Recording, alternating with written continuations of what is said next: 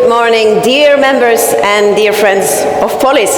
I'm very happy to welcome you here to this fourth edition of the Polis Leadership Summit. And after convening in Glasgow, in Stockholm, and last year in Prague, I'm delighted to now add the iconic city of Rome to this list of Polis member hosts.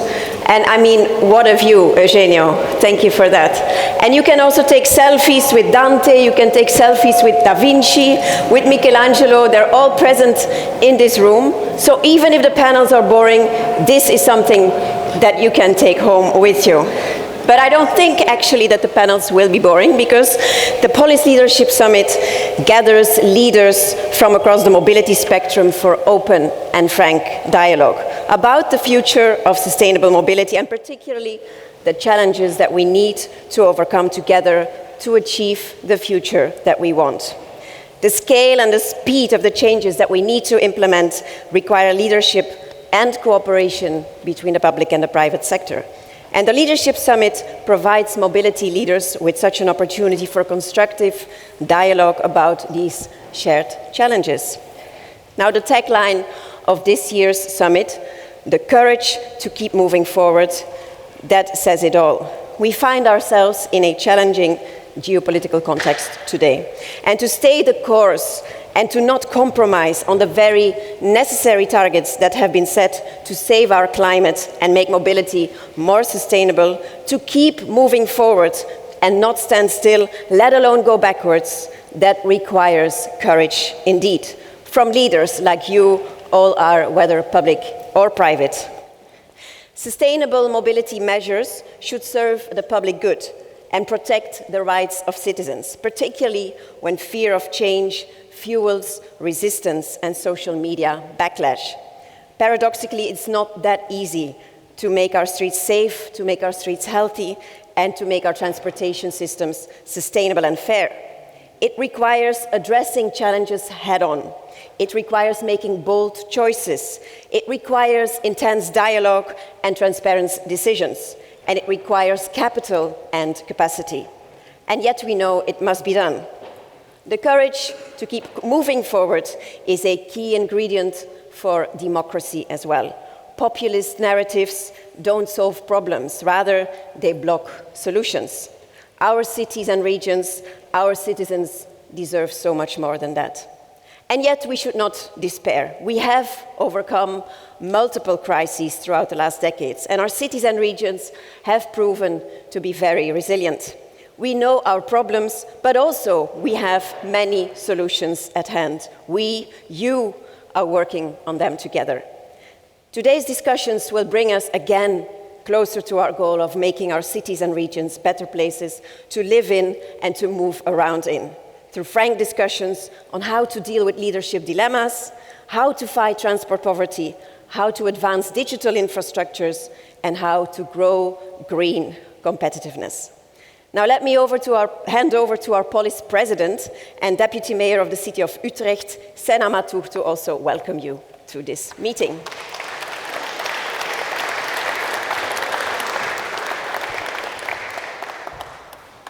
Thank you. Thank you very much. And can we get a round of applause for this amazing city of Rome that's hosting us today?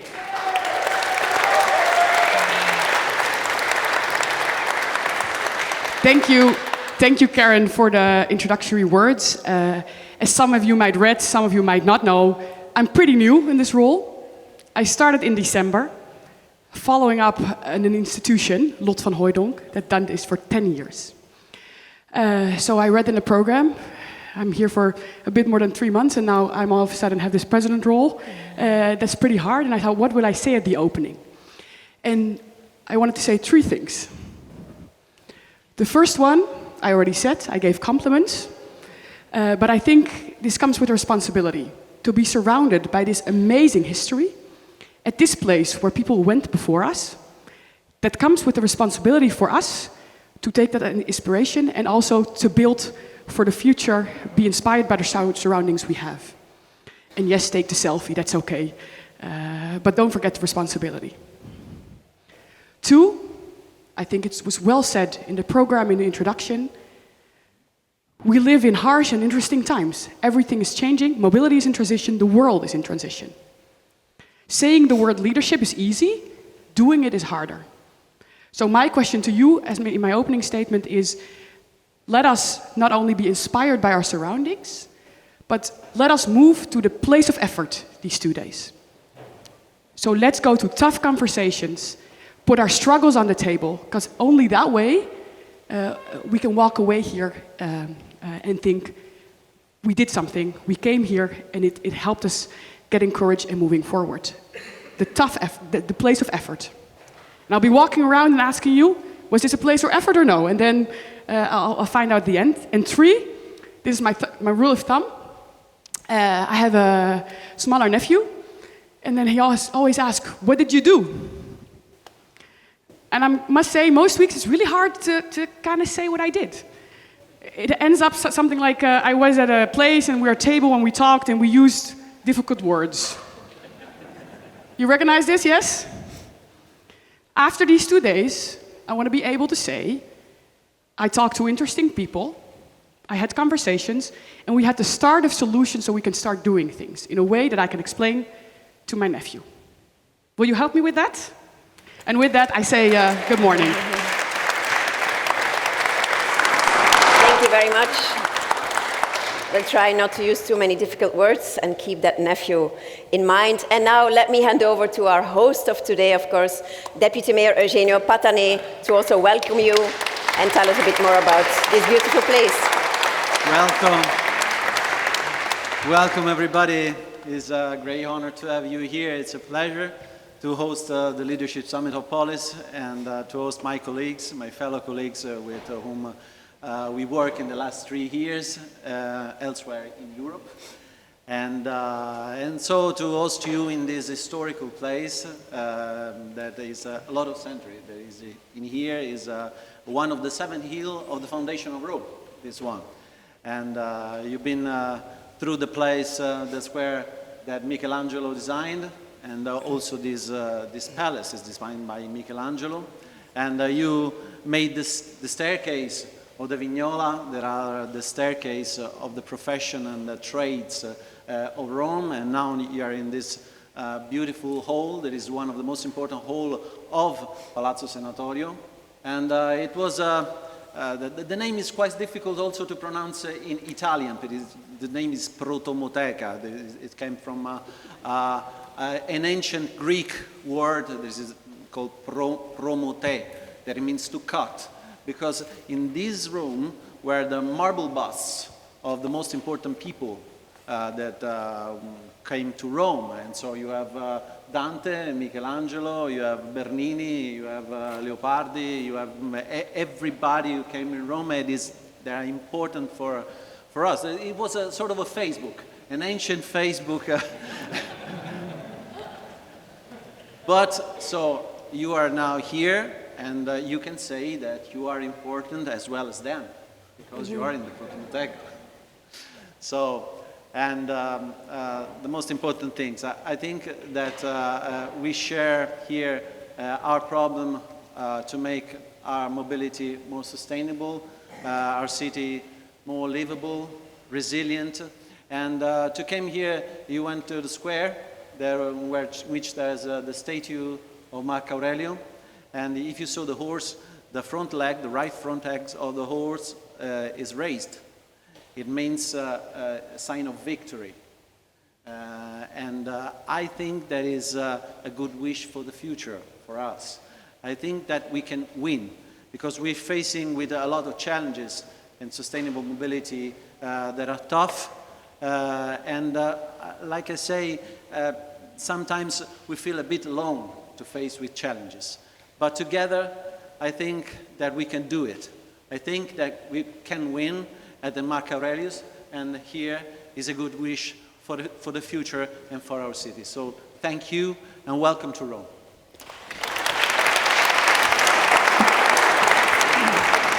Thank you, Eugenio, and it's our pleasure to be here. And it's even sunny today, contrary to yesterday when it was raining, and it was sunny in Brussels, of course. But let's hope and pray it continues to be sunny for the rest of the day. Now, let's kick it off with a keynote speech that will help us to set the scene for today. And our keynote speaker is Luca Persia. He's not only an international, but also a local celebrity, because he's a professor of transport policy, sustainability science, and road safety at La Sapienza University here in Rome.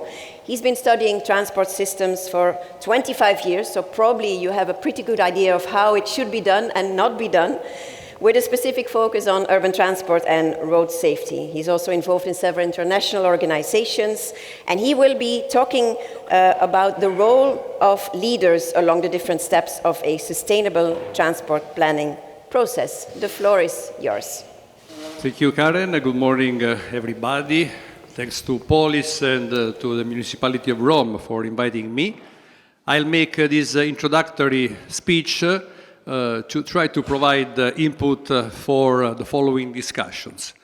I'm not a leader, I'm an expert, or at least I pretend to be so. I'm a professor of transport planning, so I will try to highlight the role of leaders within the transport planning process.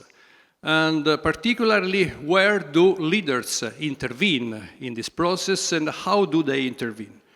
I must say that this is the first lesson I give to my students at the beginning of every year. So I hope it's not boring for you, but it's crucial for all of them. I will start with this apparently complicated picture. In reality, it's not so complicated. It describes all the steps of the processes we do every day. So the three main blocks, do you have a pointer here? Okay. The three main blocks, the strategic planning, the sector management, and plan monitoring. So we plan things, we have these initial blocks, the result of which are the decisions. Then we implement the strategies and we manage them.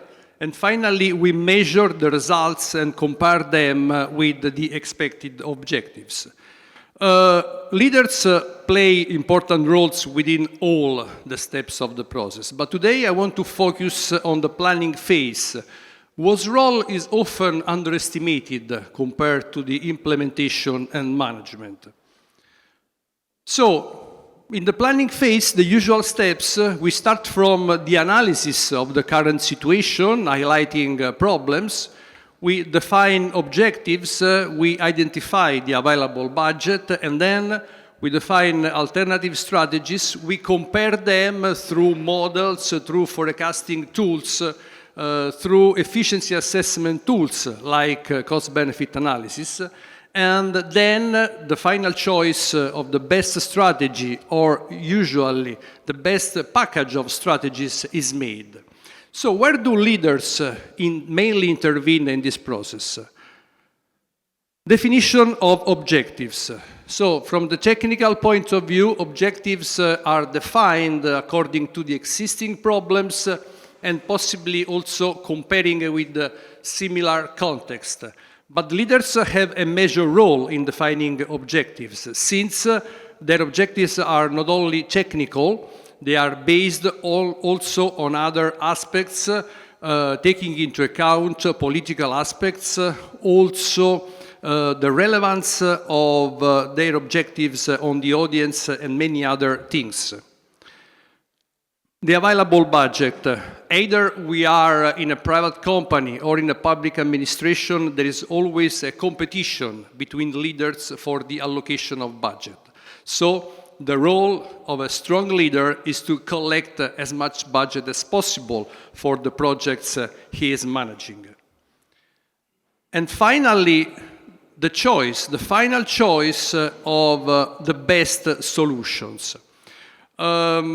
We, as experts, can prepare everything in terms of technical assessment, analysis, and so on. But the final choice has to be made by a leader, because a leader is able to integrate what we suggest from the technical point of view with other kind of considerations, political considerations, social considerations, economic development considerations. So it's the role of the leader to make the final choice. Where do we intervene as experts? Well, we start from the beginning. We collect data, we analyze the data, we identify the problems, we identify trends. And then again, a technical task, modeling, we are able to identify alternative strategies, to forecast the expected results, also in terms of risk of unexpected and unwanted results. And we define the alternative strategies along with all our evaluation. The third main pillar of the process, the users. In the past, the users were not so much involved in the decision-making process. Nowadays, the user engagement is a must.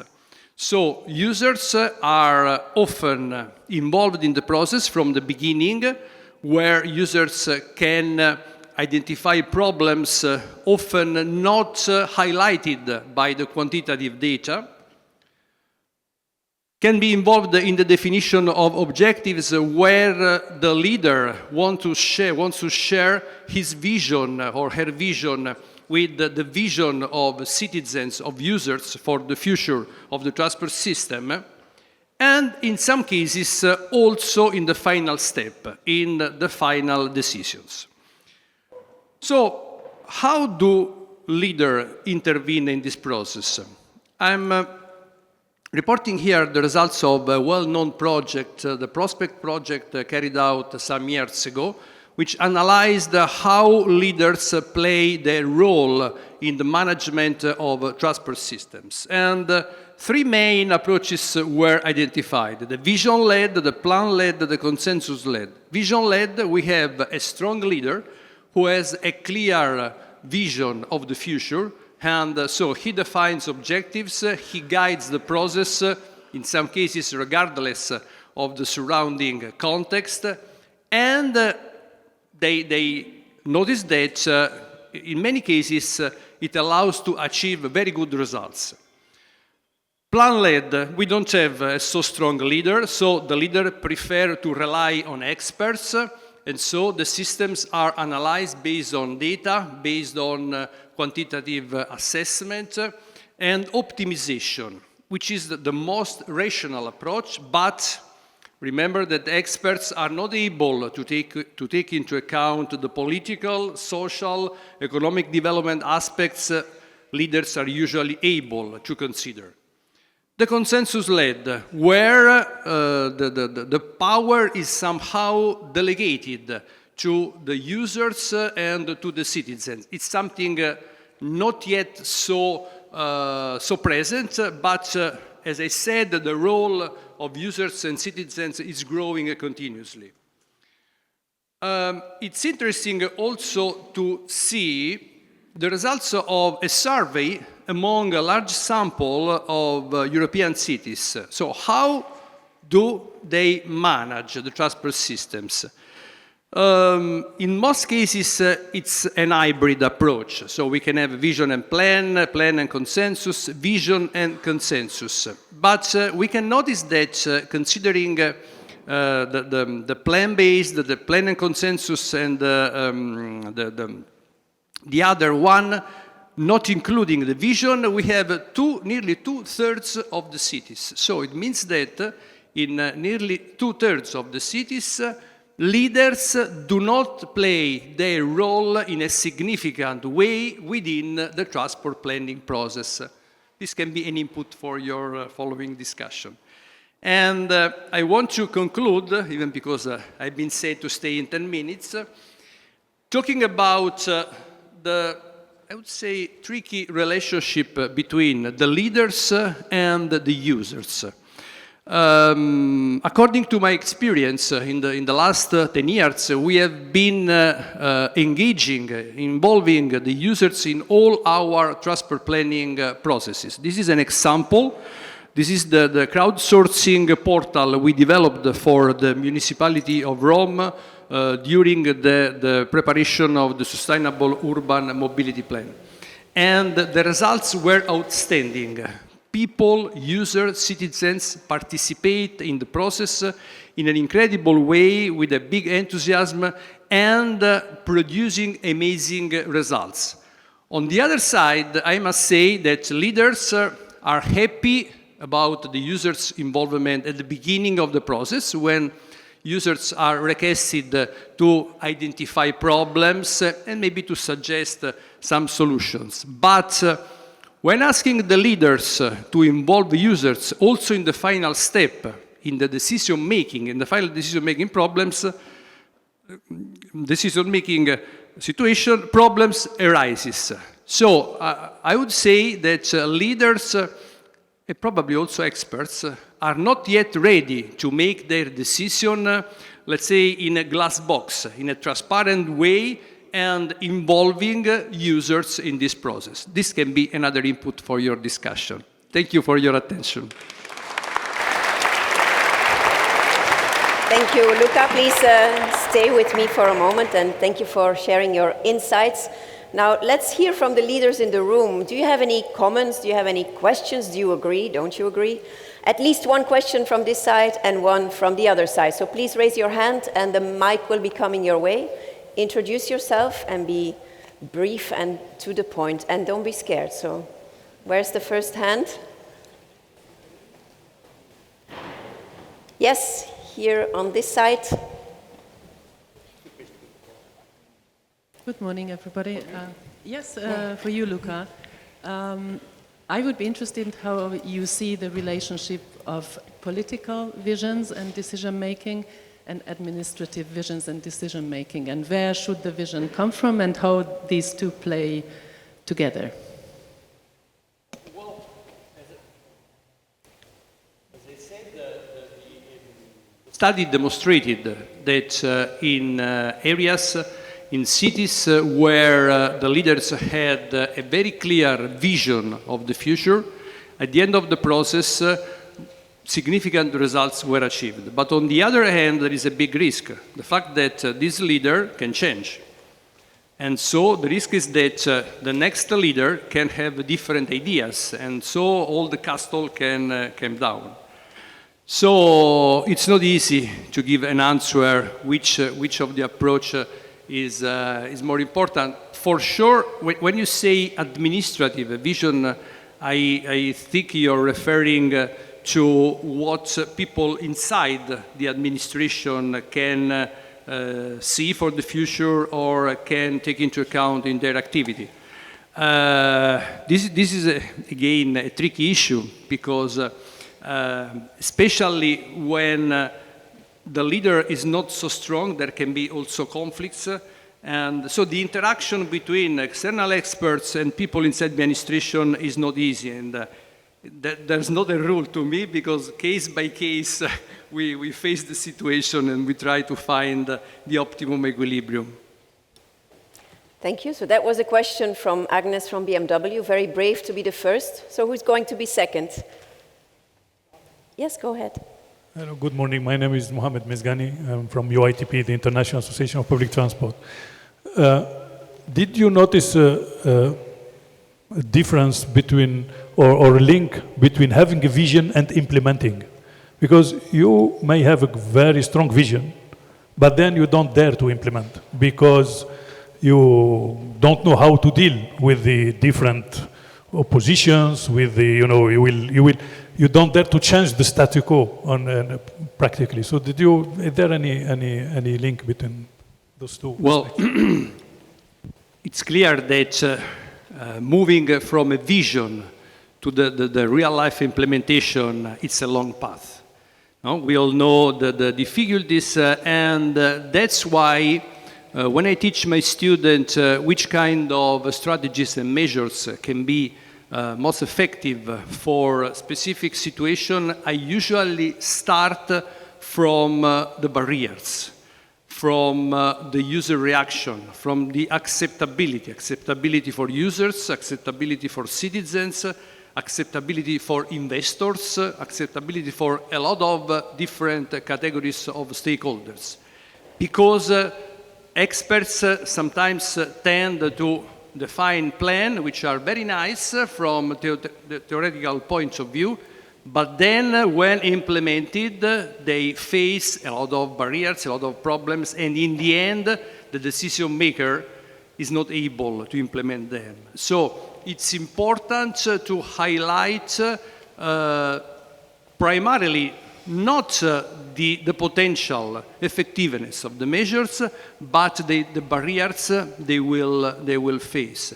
In this way, preparing a plan with the usual mix of push and pull measures and so on, we have some chances of success that our vision and our plan will be implemented. Otherwise, there are big problems, Mohammed.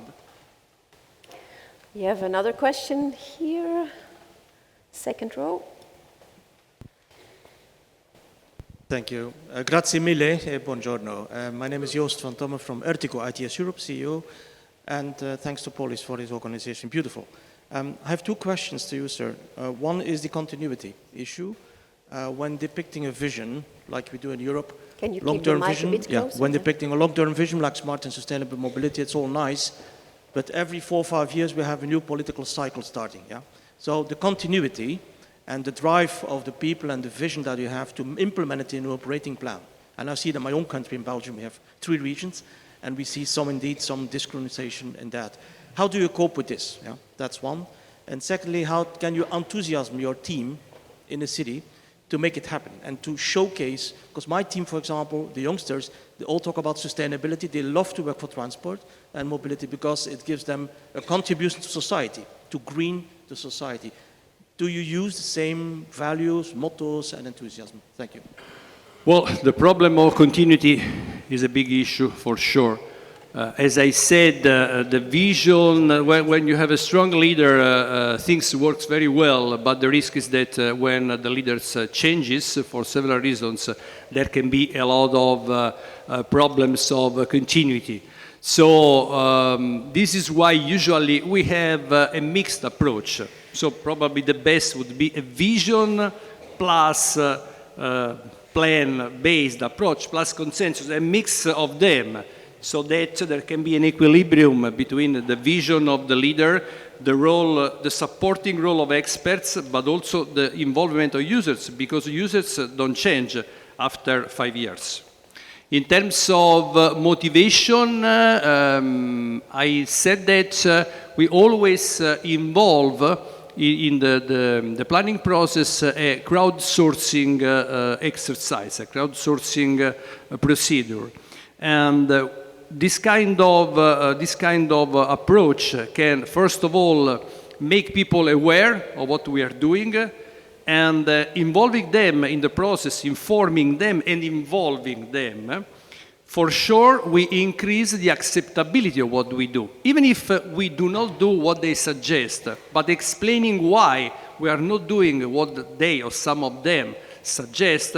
For sure, they can digest, they can accept what we do much better than when we just introduce strategies and measures without previously informing people. And in terms of enthusiasm within the team, the planning team, it is crucial. That's why if we read the guidelines for sustainable urban mobility plan, we see that despite the past, when all us as engineers were involved in these activities, nowadays there are a lot of different figures, a lot of different professionals which can take care of the communication, of the information, and so on. So for sure it's crucial. One last question. Thank you so much. My name is Hanneke Steen. I'm a Deputy Mayor for Mobility for the Twente region in the Netherlands. The theme of today is the courage to keep moving forward, and I'm wondering, in your experience, in what phase of this planning process ask the most courage for politicians, and what would your advice to those politicians be? You should well, courage from politicians, from decision makers, is would be always requested in all the steps. But of course, in the final step, in the decision-making step, this courage should be increased a lot. I realize that it's not easy from their side, because introducing measures which are not popular, which have a very low level of acceptability, is not easy. even because they are politicians, and at the next election they will probably be candidates and they will be looking for votes. So, first of all, it must be a gradual process. We cannot expect all of a sudden they introduce push measures limiting the use of private vehicles, introducing a lot of pricing measures and so on. The process must be gradual. And so that's a main aspect. And of course, it must be also accompanied by a change in the culture. So I think that nowadays we are trying to support the culture of sustainability. So probably with the new generation, it will be easier to introduce certain kinds of measures, even because we now realize that those users are less linked to their car as we were in the past. So the sharing mobility demonstrates that there is a new approach, a new paradigm of mobility. So probably the role of decision makers, of politicians, will be a bit easier, hopefully, in the near future. But you say that it will be a bit easier, hopefully, in the near future, but at the same time we are in a context of polarization, of populism, of social media backlash. Isn't that making it harder rather than easier? From some point of view, it can be harder because, of course, the voice of the opposition, even if the number of opponents is not so high, but the voice seems to be very high. Yeah. But on the other hand, through the modern communication tools, through the media, we, who are from the sustainability side, are also aware of the fact that there are a lot of people who have our same ideas. While in the past you just heard the opponents, the people who spoke aloud. Nowadays we can listen to the voice of everyone. So I think that as a general result, those new communication media can help in our process. Okay, so there's a positive way of looking at it as well. I think so. Thank you very much. I thank you. And I've been told as well that the mayor of Rome is a real influencer on social media, so do check out his accounts as well. And actually, this is the perfect bridge to the first panel that we will invite to the stage. And we are going to talk in this first panel about leadership dilemmas, because we all know that change also requires making choices. And making choices is raising dilemmas. And of course, easy and obvious choices are not requiring leadership, but dilemmas, they really require that leadership. And we are facing several and many of those dilemmas. Because what if the transport priorities, for example, of the national and local governments are not aligned and push in different directions? What if backlash of a loud minority indeed is blocking measures that are indispensable for the health and safety of a much bigger silent majority? Or what if rebranding is not enough and the business model really needs to evolve beyond an old proven formula? How can we move from trade-off to win-win? That's what we are going to discuss with the panelists, which I would like to invite to the stage now. Philip Broeksma, Vice Mayor from the city of Groningen. Felipe Ramirez Buitrago, the Urban Mobility Director of the World Resources Institute. Frank Hansen, Lead Strategist Urban Mobility from the BMW Group. Senna, give them a round of applause, I would say. Senna Matou, Police President and Deputy Mayor from Utrecht. And Eugenia Patané, of course, Deputy Mayor from the city of Rome. Please have a seat.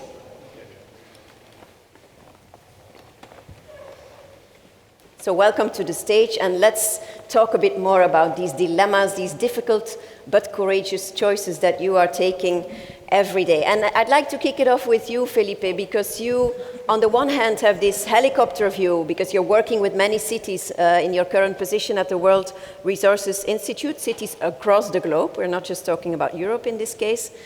What would you say that the biggest dilemmas are that the political leaders that you've been working with are facing globally in urban mobility, but also do bring in your own local experience that you have on your CV as well? Thank you, Karin, and thank you so much for inviting me here. Yes, as you mentioned, I would like to also say my point of view is not only from this helicopter point of view. I was the Secretary of Mobility of Bogota before joining WRI and the CEO of Transmilenio, which is the public transport authority there. And I can say these dilemmas that we faced in Bogota, now I see in WRI that most of the cities and most of the governments are facing exactly the same dilemmas. And basically these dilemmas are related to the fact that there is not an encompassing of things happening at the same time, meaning there is a lack of understanding in different cities of what the community needs, what the political will is, and what the leadership means. In fact, an example of this is what comes first, infrastructure or the demand of the things. An example of this is bicycles. When we want to have more bicycles in our city, some people ask, hey, but there is not the demand for the bicycles.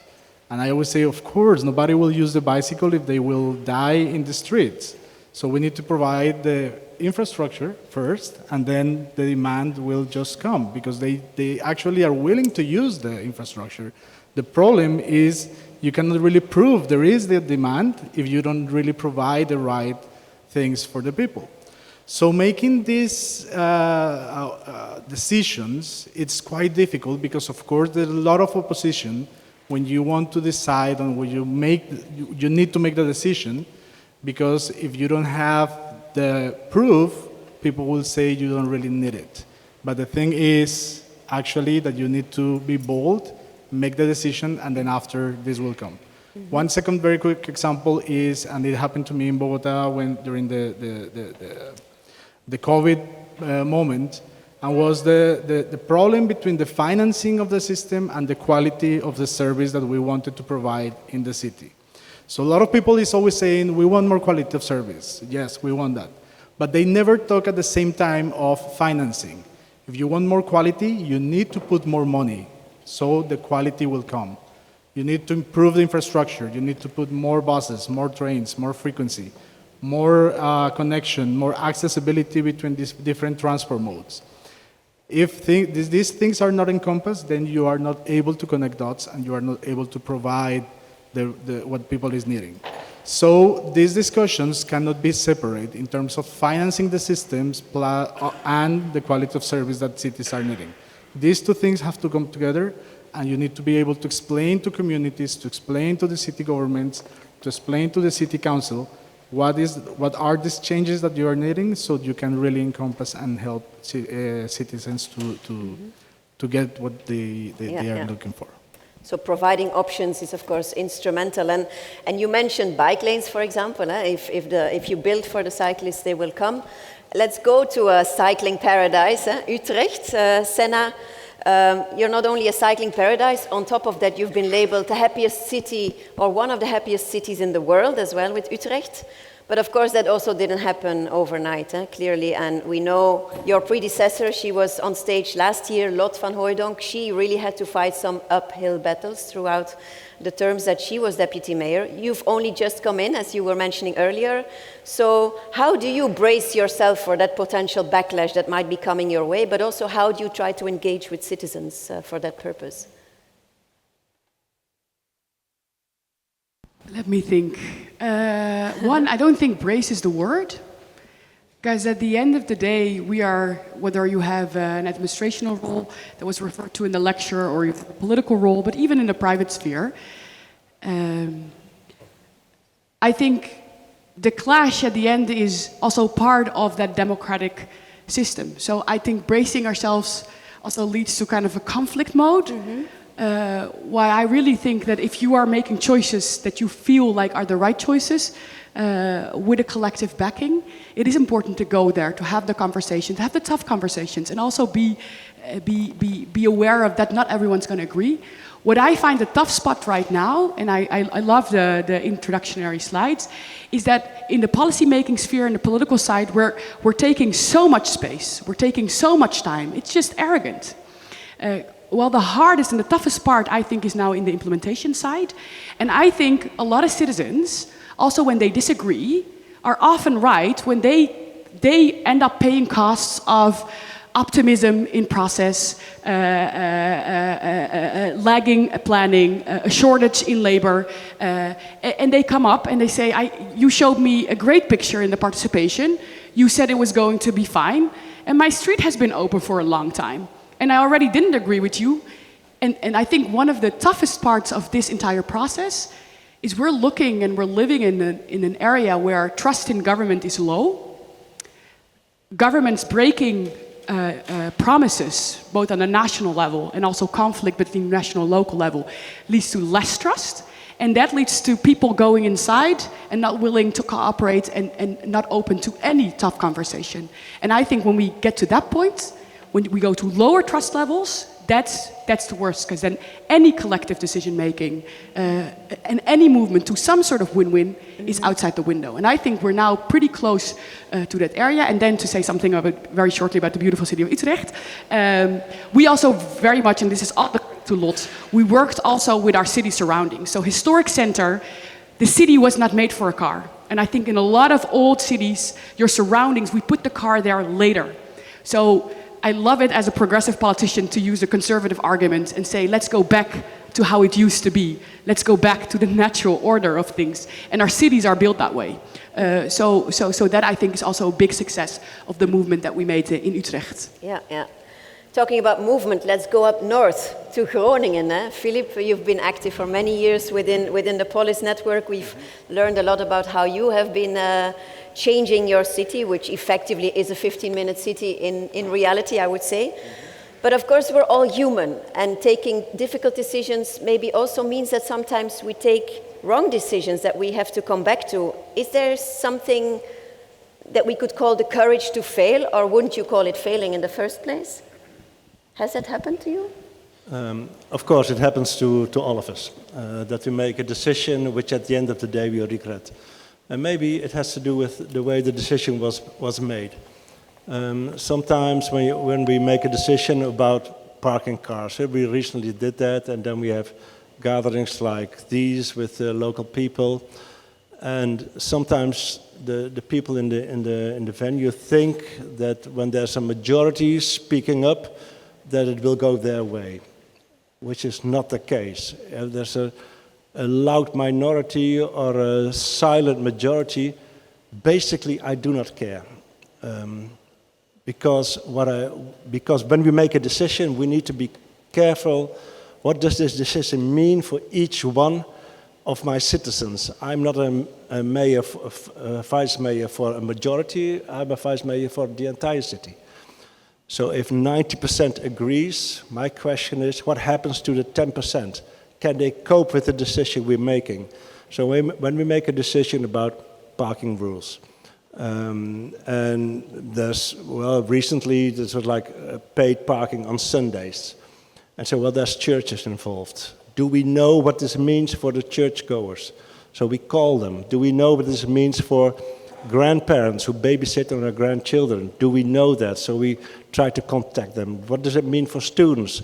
We try to contact them. What does it mean for, everyone involved? And then we try to make a decision, not based on a majority, but on the quality of the arguments, not on the quantity of the arguments. But what does it mean for all citizens, for each one of them? And then the choice we make, and there's good reasons for paid parking, there's good reasons for giving the car the place that it should have, and encouraging biking over using of cars. There's very good reasons to do that. Those are the reasons, that is the vision that we need to implement. But before we implement, we need to know all arguments, all criteria, what it means for each one of them. And it is possible, yes, it is possible that we overlook something. That we think, this will mean something for you, but it's not that bad. And it turns out it is bad. And I think it's, we talk about courage. I think it's courageous to say, yes, we made a mistake. Our estimation was wrong, and we try to adapt. Mm-hmm. We do that, and if you have good reasons to do that, it's acceptable. Okay, no, that sounds good. Stay the course, but still admit when something maybe has gone wrong, or that you need at least adapt a bit what you were I initially. tend to be human and make Yeah, mistakes. yeah, we all are. Making choices, making tough choices is not something that only applies to the public sector. And now I'm looking at you, Frank, because to put it mildly, the European car industry is also not facing the easiest times right now. And it's always easy to look back and then say something with the wisdom we have today. But looking both back and ahead, would you feel that sometimes the wrong choices have been made within your sector, or maybe the right choices but not at the right time? For example, with regards to the route towards electrification. What's your take on that? Yes, back then, short term, yes. Back then in 2013, when we came up with the first electric vehicle on serial production, the i3, but it is still on the road. Even in Rome, I saw some. And car sharing and all those purpose-built systems and vehicles and services for urban areas, we were somehow a little bit disappointed. The vision, to come to your point, back then was far more progressive. When it comes to electrification of car stocks in cities, when it comes to multimodal mobility. And the implementation back then was very slow. But it gave us the opportunity to reflect for ourselves what is needed for change. And we back then were just thinking in innovation and great products. And we learned, we took a closer look because there were some locations in Europe where electric mobility was scaling up very, very fast. Norway, of course. On city level, in 2015-16 in London and many boroughs. And then we saw we need many things to make the scale up. It's not just the change of a drivetrain. And what London did, maybe I take this as an example, they had a differentiated parking pricing scheme by CO2 emissions. And of course, electric vehicles had very low or zero parking fees back then. And this helped a lot. So you have to give the people the reason for making choices. It's not just the product. And this is why we started cooperating with municipalities, actually, because it's not just us creating mobility ecosystems, it's the municipalities and cities. We can bring the products, innovations, but together with the urban areas, the municipalities and cities, we only can create those boundary systems and conditions that make those innovations scale up. So in the long term, I think it was a very good decision to start early because we learned a lot. And without that, I'm pretty sure we wouldn't stand where we stand now. So right before the introduction of the European Trading Emission System, ETS2, we will introduce a completely new product portfolio of electric vehicles. And then I'm pretty sure the timing is perfect because then there's a real reason to switch from combustion engines to electric vehicles. Yeah, we've been dragging our feet, or you've been dragging your feet still a little bit as well, but let's hope markets will pick up now and that we can really have that major shift towards electrification, indeed, combined with a modal shift, not to forget. But looking at you, Eugenio, Senna already briefly mentioned it. What if national and local levels are not aligned? Because as cities and regions, we also need to be empowered by other levels of government, ideally, right? And do you feel this is still the case in your current context with your national government? Do you feel you're still pushing in the same direction? I'll be honest. Be honest, by all means. There's a lack of agreement. Between the local government, Rome local government, and the national government, but also with the regional government. We have two different views about sustainable mobility, and the problem is that in the last 10 years before this government, the national governments before, we funded a lot of projects about infrastructure, about massive rapid infrastructure, about cycling, about sustainable mobility, about And so the cities just program their action on that funding. But from 3 years, all that program is finished. So we just stand still, waiting for what will happen. And the problem is that now the main project of our national government is the bridge over the Strait of Messina between Sicily and Calabria. And this is made at the expense of local government, on sustainable mobility of local governments. That is the problem. And what we can do? From me, you never will hear the sentence, is not my responsibility, the responsibility is of the national government, because this is the death of the politics. I take my responsibility.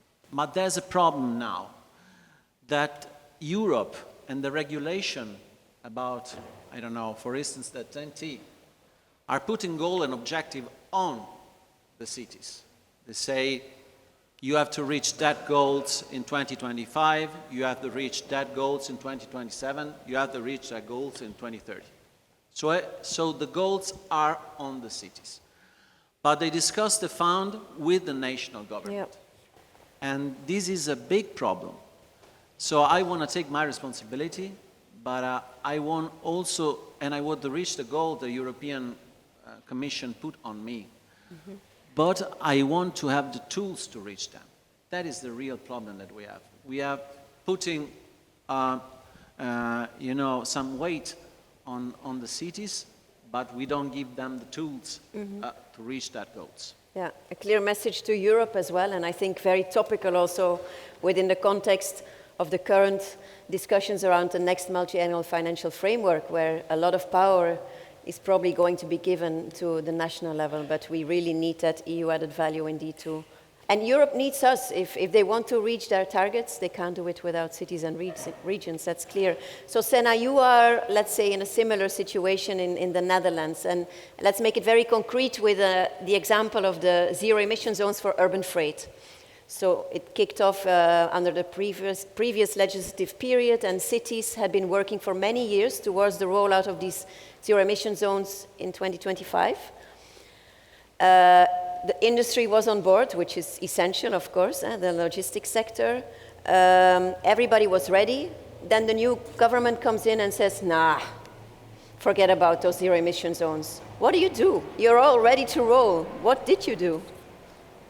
Do you mind if I say something first about what Eugenio said? Sure. Because I think this was a very, very strong message, and for me it's one, I don't know what the rest of the day is going to bring, but it's a takeaway one.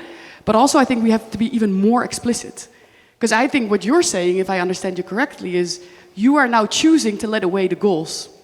Because you can't have the goals on paper without giving the right tools and funds to implement them. So you're choosing not to have the goals. And I think we're making it too easy to keep frameworks in the paper alive without the actions that are necessary with it.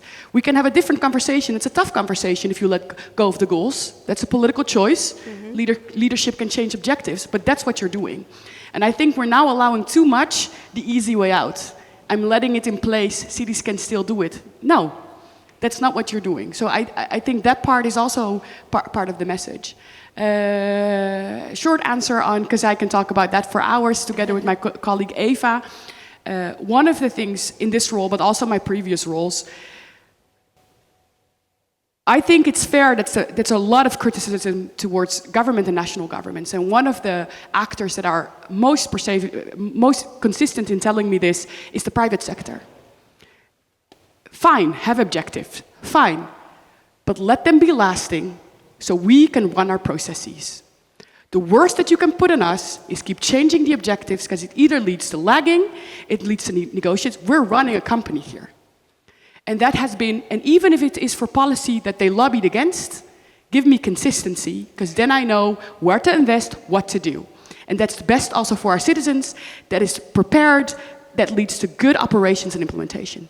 The worst that you can do, and I'm going to say it again, we're very arrogant as governments. I come in, let me think about this again, let me allow the time, I keep the paper, I change it. If you keep on changing, you're doing nothing. So the responsibility we have in government for consistency, to allow and also to build implementation for 10, 15 years. We have to be very humble. These Italian surroundings, this great Roman, we're building for the future. The idea that you keep changing every year, every 2 years in that political cycle, it's ludicrous. What we're asking also from private sector to keep changing with us, it's leading to stagnation, to doing nothing, and to chaos.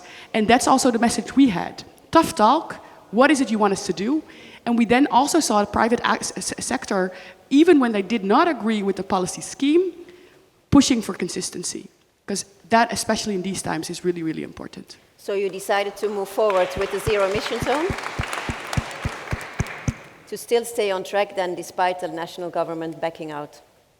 And build coalitions. And again, yeah. These words for me are also not free. It means consistency, to be also a consistent partner with the private sector and being an ally in that consistency, yeah. And to build that coalition.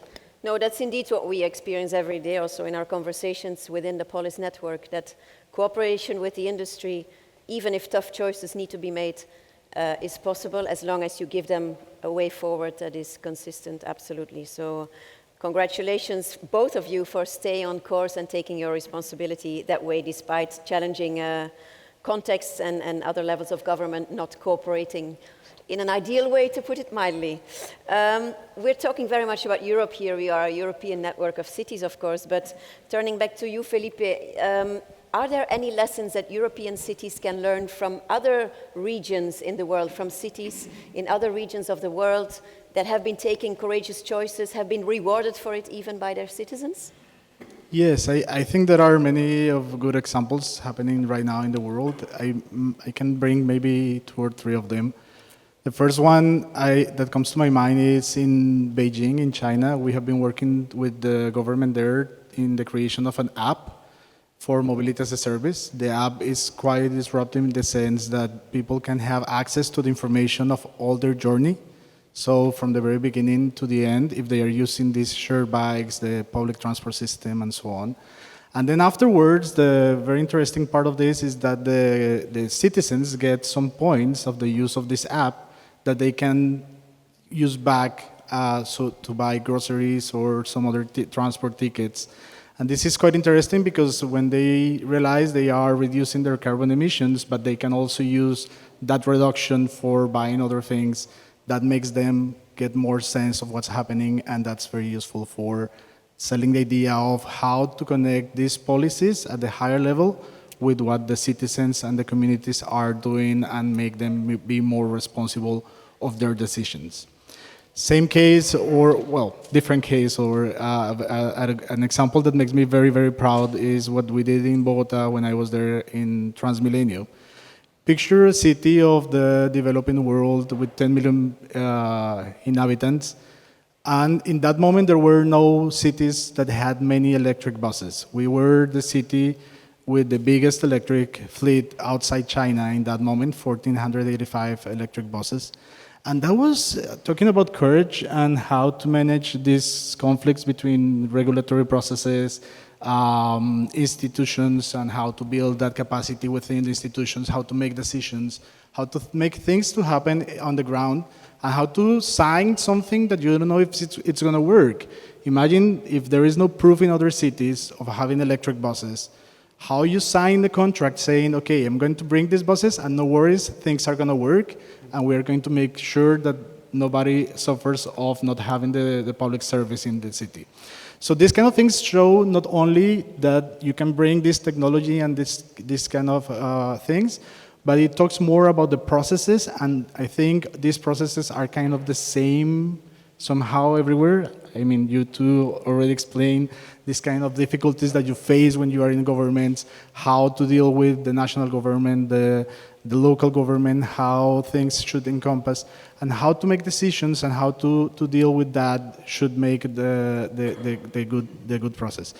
I have some other examples, maybe in India, not in the sense of, actually at the aggregation demand there, where they managed to reduce the price of the electric buses just by going together within different states and deciding between the different states, hey, how we're going to organize ourselves, reduce the price on 27% of the electric buses, and manage to deliver on the ground more than 5,000 buses, going now for 15,000, and they want to go for 50,000 buses.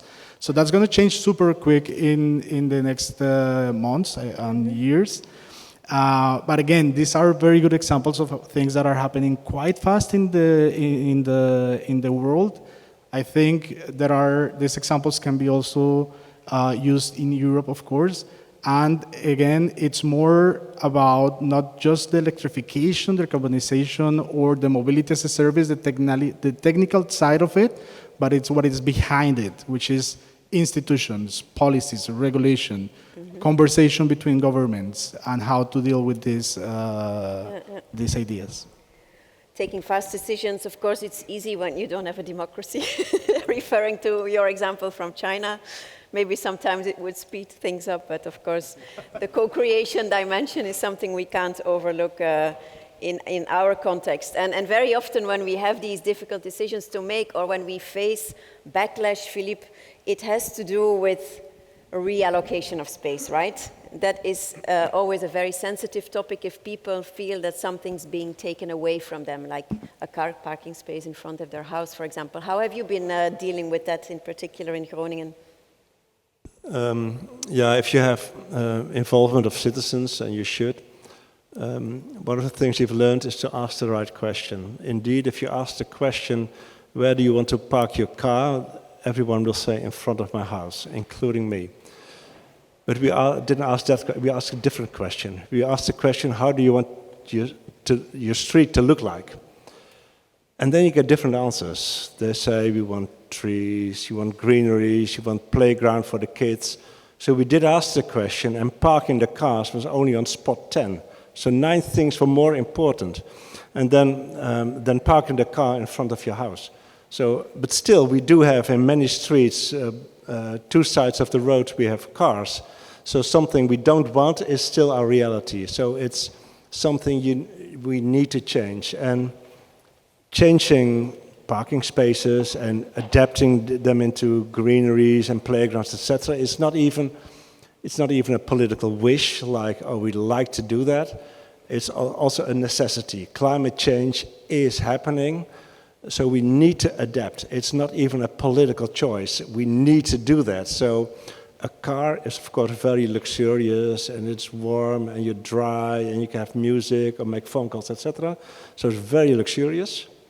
But it's the backlash is the disadvantage. It takes up a lot of space.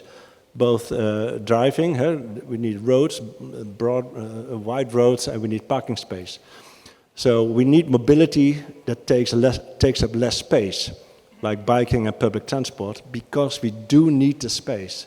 It's not a political choice. We do need the space for climate change.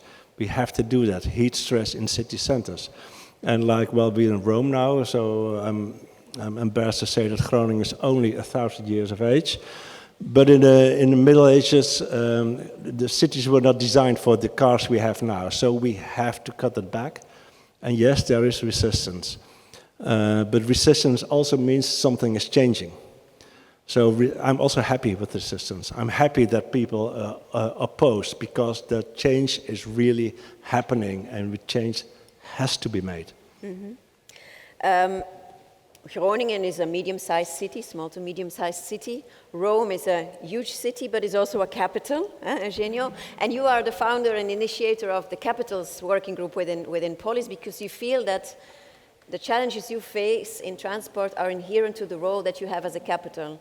Of course, organizing a leadership summit for you is peanuts. If we look back to the last couple of weeks, you've been having bigger events than this one, with the Pope passing away, the new Pope coming in, the world leaders coming to the funeral, all unexpected events that cannot be planned ahead. So do you feel that the choices and the dilemmas you are facing in this context of being a capital city with all these big events happening all the time, is that making those dilemmas even bigger for you? Well, I think the capitals have more pressure than the other cities, because they have a national organization, international institutions. They are the theater of strikes, of demonstration that don't happen in the other cities.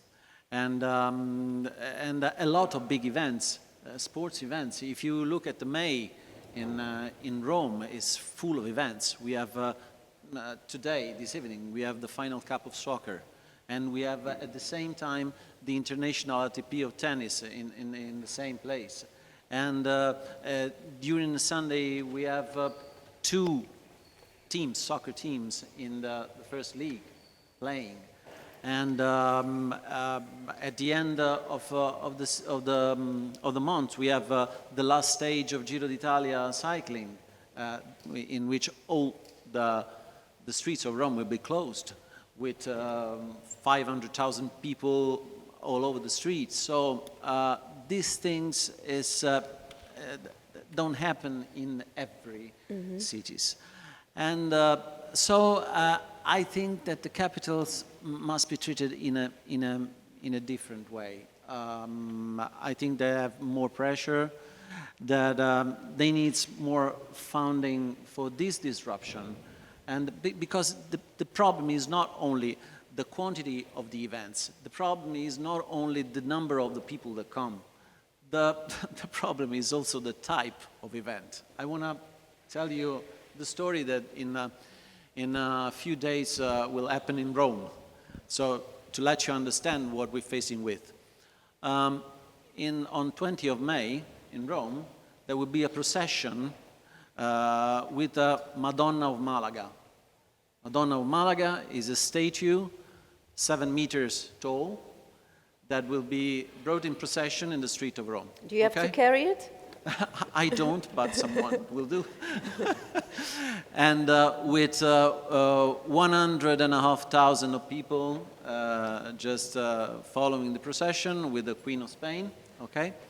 And because the statue is 7 meters tall, we have to dismantle the electric lines of the tramway 5 days before, and then rebuild them in 5 days after the procession. So we have a big disruption of the public transportation, and we have to use the bus for substitution of the tramway.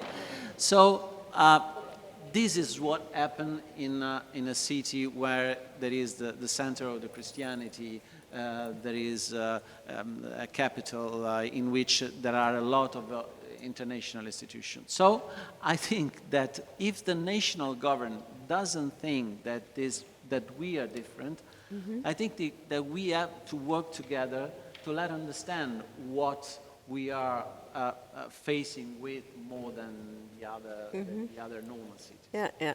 I hear a PhD there, like the disruptive impact of religion on urban mobility.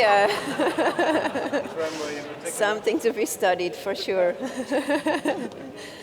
Let's turn it back to you, Frank, because talking about the industry. So there's all these different interests that we need to reconcile in cities, but also you are under pressure to become more environmental as an industry, but you have economic concerns as well, and all the conversations, and we'll come back to that later on today, but all conversations today are about competitiveness. We see how strong the lobbying forces are in Brussels coming from the car industry, but how do you try to solve yourself as a company these dilemmas between commercial gain, SUVs, very lucrative business, but on the other hand, the safety challenges they impose, for example. We don't want these big vehicles in our cities, and especially the people outside those SUVs are under threat. So sustainable alternatives that need to be pushed forward, profit goals that need to be met. How do you bring it together, and how do you cooperate with cities to still find a middle ground? Those are many questions. Yes. First of all, I absolutely agree we have to stay on track. So back then we had the strong vision of electrification, and now actually we are leading the market in most of the European countries when it comes to electrical vehicle sales. So we overtook Tesla last year before somebody went a little crazy. So this is absolutely important. A long-lasting partnership. Somebody here from Rotterdam? No. So we have a very long-lasting partnership with the city of Rotterdam since 2018 when it comes to the integration of our vehicles into urban mobility ecosystems. So the examples of safety. So I absolutely agree. We have a safety issue when it comes to cycling in many cities.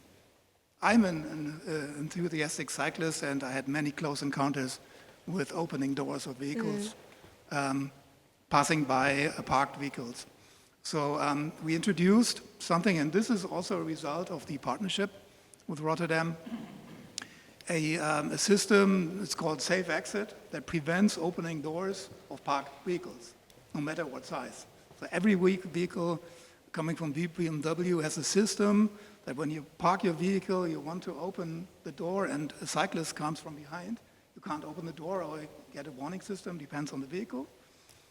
And this is so important to integrate into those ecosystems and recognize the challenges the cities have. And coming to public space, I think it's not so much about specific vehicle concepts. So we have a large variety of small vehicles, medium-sized vehicles. I saw some Fiat Topolinos on the street here. I think it could be more. We have a very small, low-footprint two-wheeler, just 130 kilograms, the BMW CE02. And if you go on a higher level, how can we manage public space efficiently? I think parking schemes are a very powerful tool. And if public space is scarce, and I think Rome is a very good example, moving from A to B, it's obvious. So we have all those re-densification processes going on, and how to manage public space in an efficient way. And if public space is scarce, why don't we address this directly? I mentioned the example from London when it comes to CO2 emissions to foster electric mobility.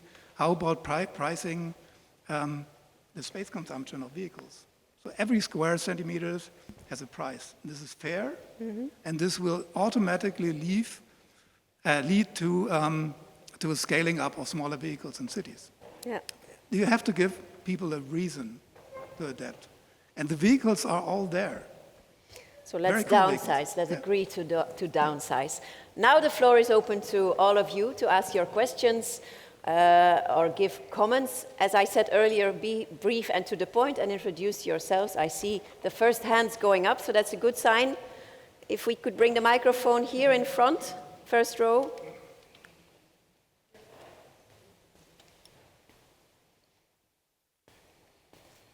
Thank you. Ardam.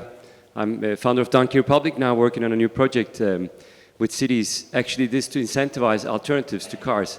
And my question will be that we heard that people want other things than cars, their first 9 priorities. We also heard that pricing works in changing people's behavior. What I heard from cities is that it's difficult to increase parking fees and congestion charges because it creates backlash.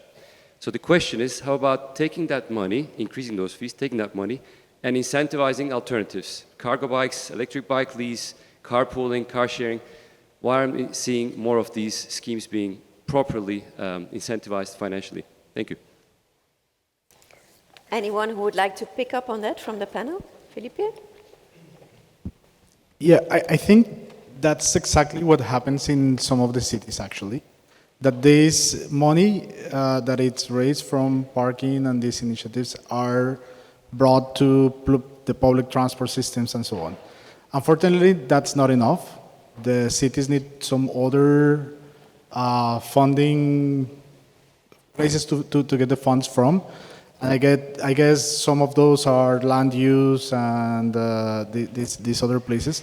But you're right, and I agree with you. I think cities should encourage and put more pressure on the use of car and these externalities that are negative in the sense of time and use of the streets, and then after get that money to the public transport system. Not enough, but at least with that, and actually the cities that do that are the ones that are more successful in making sure that the citizens use the public transport systems and these other things that are happening. It's quite related to the dilemma that you just explained. Everyone wants a park, everyone wants to work without cars in their streets, but not if it's my car. If it's the other ones, yes, but not if it's my car. So unfortunately, we will all need to pay for the use of our cars, otherwise it's going to be impossible. Any other? Yes? Maybe an example from Groningen, what we do, the parking fees, they come in with the city government, and we pay for changing the streets into more greens and more trees, etc. So we use the parking fees for that, and we use the parking fees for the bike parking, so the underground parking garage for bikes. They park for free, and the cars parking fee pay for them. So we like that. Yeah. Senna, you wanted to briefly pick up on that as well? Brief and short, I think also there are some systematic incentives. So if you look at the economics of space, one of the big challenges, where are we going to build houses? National legislations, you need like argumentation of why you use that space. Parking policy, whatever the price level is proven concept. So you get within the legislation. Alternative modes, not proven concept. So if you would do what you just proposed, we still have a problem with building. And I think that's also a tough conversation to have. What is the argumentation you need to show to have proven concept that also like interacts with that national legislation, for example? Final comment? And an additional point to this, this is actually a chicken and egg problem for many car users that are already quite independent from the car. So they could easily switch to a multimodality without car ownership if something like car sharing would be available right in front of the door. And if you look at car dependencies in most of the European cities, 1/3 roughly of car users are already very independent from the car. And it has to happen all at once. So you have to implement incentives coming from parking management, making it more expensive. You gain money. You can change the availability of multimodal mobility options. And in an ideal world, it should be happening all at once. Mm-hmm. But shout out to Erdem, who's been giving this a lot of thought lately. If you are interested in innovative financing schemes and incentives, do talk to him during the break. Fuensanta. Thank you, Karen. I'm Fuensanta Martinez Sanz from ASEA, the European Automobile Manufacturers Association. I have a reflection more than a question. Karen, you introduced the participants in this panel from Groningen and Utrecht as leading cycling development in their cities. But I always wonder, I mean, the Netherlands and Groningen and Utrecht are flat cities with no extreme temperature. So I'm wondering, a city like Rome, for instance, to what extent can you exchange or learn from certain cities that have certain characteristics? Also, electrification. The Netherlands is a leader in electrification. Is this something, I don't know, a field where within police optimization of exchange of best practices can be That's what we are a all reality? about, Fuensanta. And I'm a great admirer of police, you know. That's indeed what we are talking about all the time. And let's put electrification and cycling together. The e-bike, then you have no further excuse to not cycle in Rome, right? Well, I want to say that in Rome we have, I think, a very certain vision on mobility, not because I'm saying it to you, but because the City Council approved it in the Sustainable Urban Mobility Plan. And in there's everything you need about mobility, about sustainable mobility. You have I don't know, the cycle plan of Rome, you have infrastructure plan, you have everything you need, the plan on parking and whatever. And the point is, fighting climate change, fight congestion, that is, I think, the most important problem we have. The number of cars, we have more cars than driving licenses, and so we have to destroy cars from the streets and to free the public spaces from cars. That is the point and the goals of our, and let me say one more, safety of the streets, that is one of the topic of the people, because there's a lot of that from pedestrian and cycling. And so these are the goals. And we have more difficulties because Rome is very particular.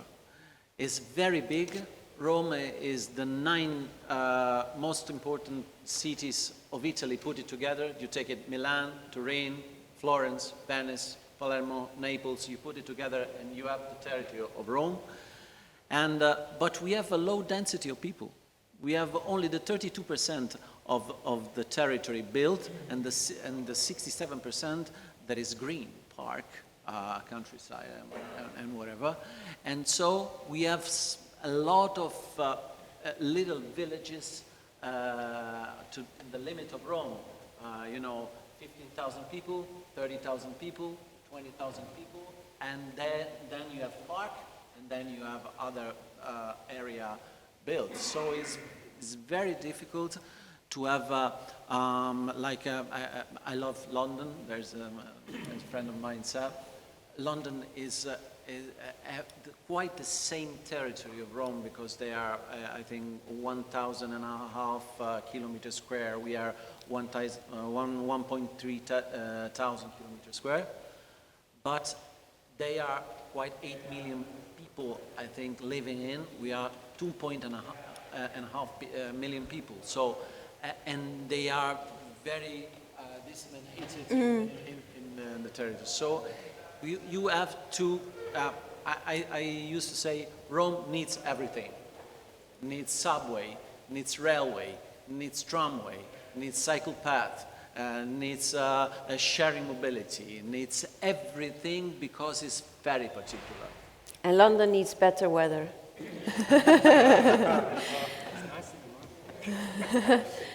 Question in the back? Yes? Yes. Good morning. My name is Gabriela. I'm from the city of Prague. Thank you for a very interesting discussion. And I have a question for all of you. What is your view of cooperation between cities and car manufacturers? And a specific question to Frank Hansen. What would motivate you to offer more smaller ecological cars, because the issue is that we only don't need less cars, we need small cars. And the problem, for example, electric cars are great, but when we are talking about public space, so large electric SUVs don't help too much. And I saw in Rome, but just a very few small mini cars. In my city, the average vehicle occupancy is 1.3 person. And I think for short trips, for trips around the city, these cars, these mini cars would be great.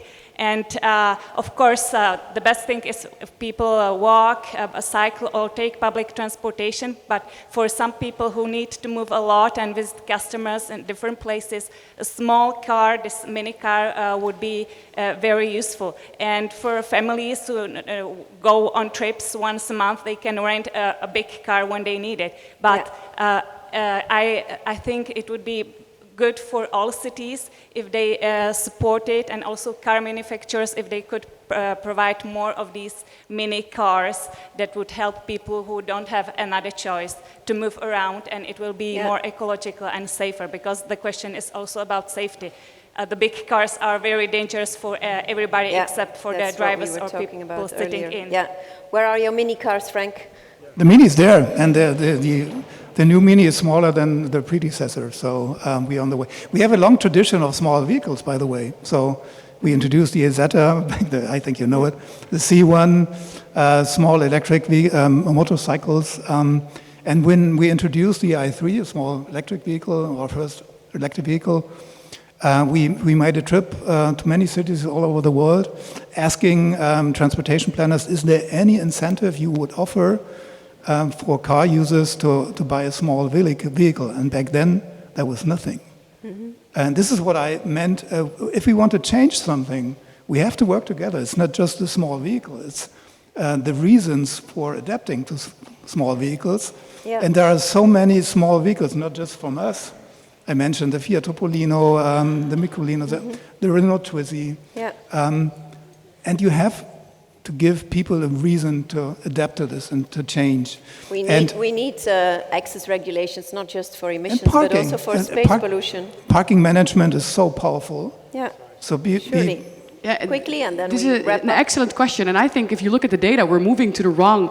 So we're having gains in electrification, and part of that gain is now going to average cars getting bigger and also the customer getting used to it, whether it's a status symbol, whether it's for safety because you're higher. And if everyone does it, you also need a higher car because you want to protect the kids. You don't want to have the small car while the neighbors have the big one. And we're seeing that trend, and we're seeing something very classical European, people being used to smaller cars, being happy with smaller cars. We're seeing a shift, and it would be, if that shift is now eating away the gains we're having with electrification, and that's just stupid. Yeah. So I think we have to be also honest about that trend and stopping it, because at the end, there's a demand, but the supply is also reacting to that. So we're going to a different average, and I think that's really much a problem. The big question is, where do you need? And I think an institutional standard would be great. And then the question then is, how do we move you to lobby for that institutional standard? Also, obesity, we have to stop it. We need Ozempic for the car industry, and we need to cooperate to make it happen. We have to wrap up, unfortunately. We have come to the end of our first panel. Please join me in thanking our beautiful panelists.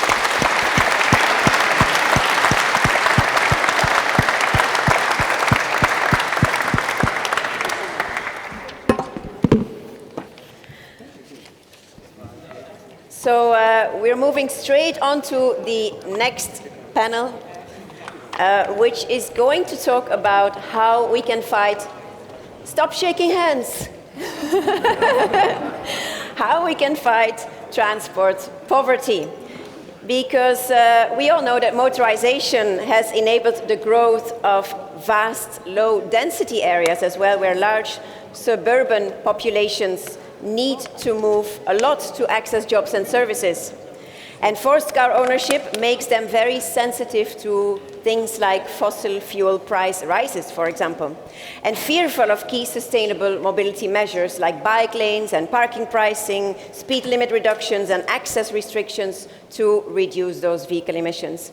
And this is again breeding opposition to policies that serve the legitimate rights of residents in city centers that are coping with these negative externalities or have to cope with these negative externalities. So again, how do we avoid polarization here between the urban and the rural level, for example? How can we advance multimodality in a way that it also overcomes forced car ownership on a regional scale? So how can we bring all of that together to tackle transport poverty? That's what we're going to discuss with the next group of panelists. Let me invite to the stage Seb Dance, Deputy Mayor of the Greater London Authority, Mohamed Mesghani, Secretary General of UITP, the International Association of Public Transport, Beatrice Jordi, Director of Carbon Markets and Clean Mobility at DG Climate at the European Commission, and Raimondo Orsini, Director of the Foundation for Sustainable Development. Welcome.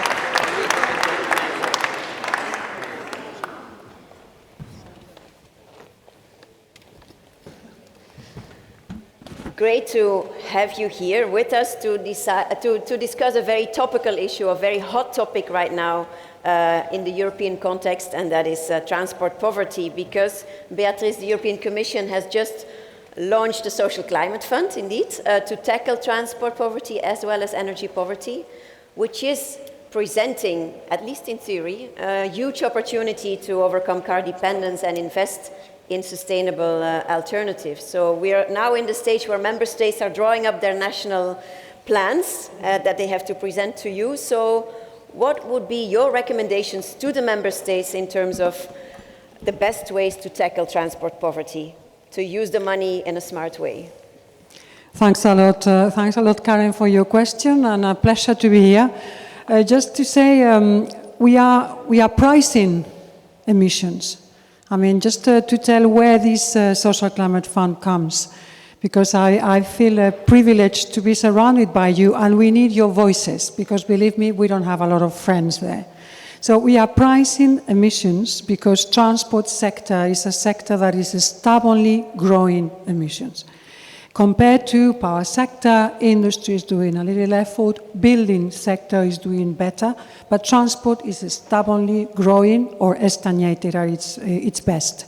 So that's why we put the carbon pricing, meaning that's polluter pays, and we have a big pot of money. This big pot of money comes back to member states. This is starting in 2027, but to make climate policies a progressive policy, because this is what we want, is that poorer people, more vulnerable people is winning in this polluter pays principle. We have set up this Social Climate Fund that you refer to.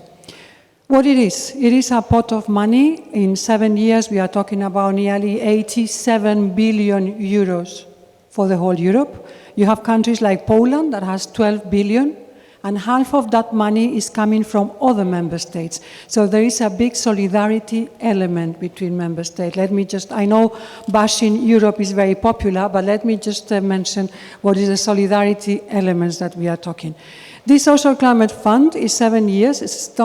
Money can start to flow next year, beginning of next year. Member states are drafting now the plans, and on that they need to consult you, cities and regions. If they are not doing it, shout to us and shout to your government, because it's very important that they consult you. And in this, the plans need to be ready end of June. And what we advise is there is no miracle or golden solution. We are talking about transport on demand. We are talking about public transport. We are talking about electric cars. We are talking about electric bikes. We are talking about walking.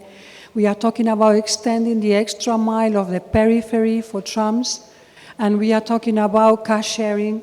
And we are talking about all possible sustainable transport modes. It's not the big infrastructure program, let me just clarify, but it's a program oriented to vulnerable citizens. And on that, we are trying to put, if you have a nurse in a rural area, and by the way, the indicators of which money goes to which member states, one of them has been the rural areas percentage. So countries with higher rural areas, they receive more money. So what is important is we have a nurse or a professional or a young or an old person, that what the richer part of the society is paying for the pollution, this money goes to the more vulnerable. So member states are now about to finish. Member states, they need to tell us which sector of the society they are giving priority. Why is so? We need a reasoning why they are more affected, and then to put on the table the good solution, meaning good solutions, car sharing, transport on demand, public, leasing of electrical vehicles, of electrical bikes, and more.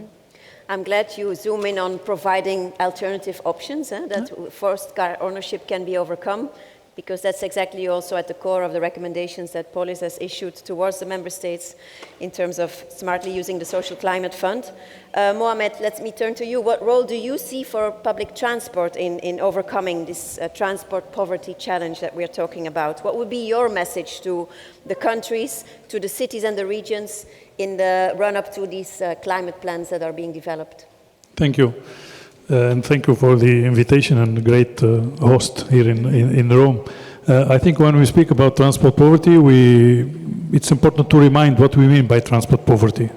It's not just about affordability, of course. It's about accessibility. That you are in areas where there is no transport, no transport solution, or not available. You could be also suffering from what we call time poverty. Means that you spend too much time to access your job or your school or And also it could be about physical or social barriers. So it's important that we consider all this when we speak about transport poverty. So at the end, it's about what makes people socially excluded from jobs, from leisure activities, from access to their families, to health services, etc., etc. And of course, public transport has a key role to play in this because of its benefits in terms of social inclusion. I mean, it's obvious, and in terms of affordability, there is one challenge or one important aspect is about the territory that we are talking about. About making sure that we have also authorities or transport agencies that cover the territory, not just cover the central city, but cover the metropolitan area and cover, you know, the catchment area of the mobility, of the daily mobility. This is very important.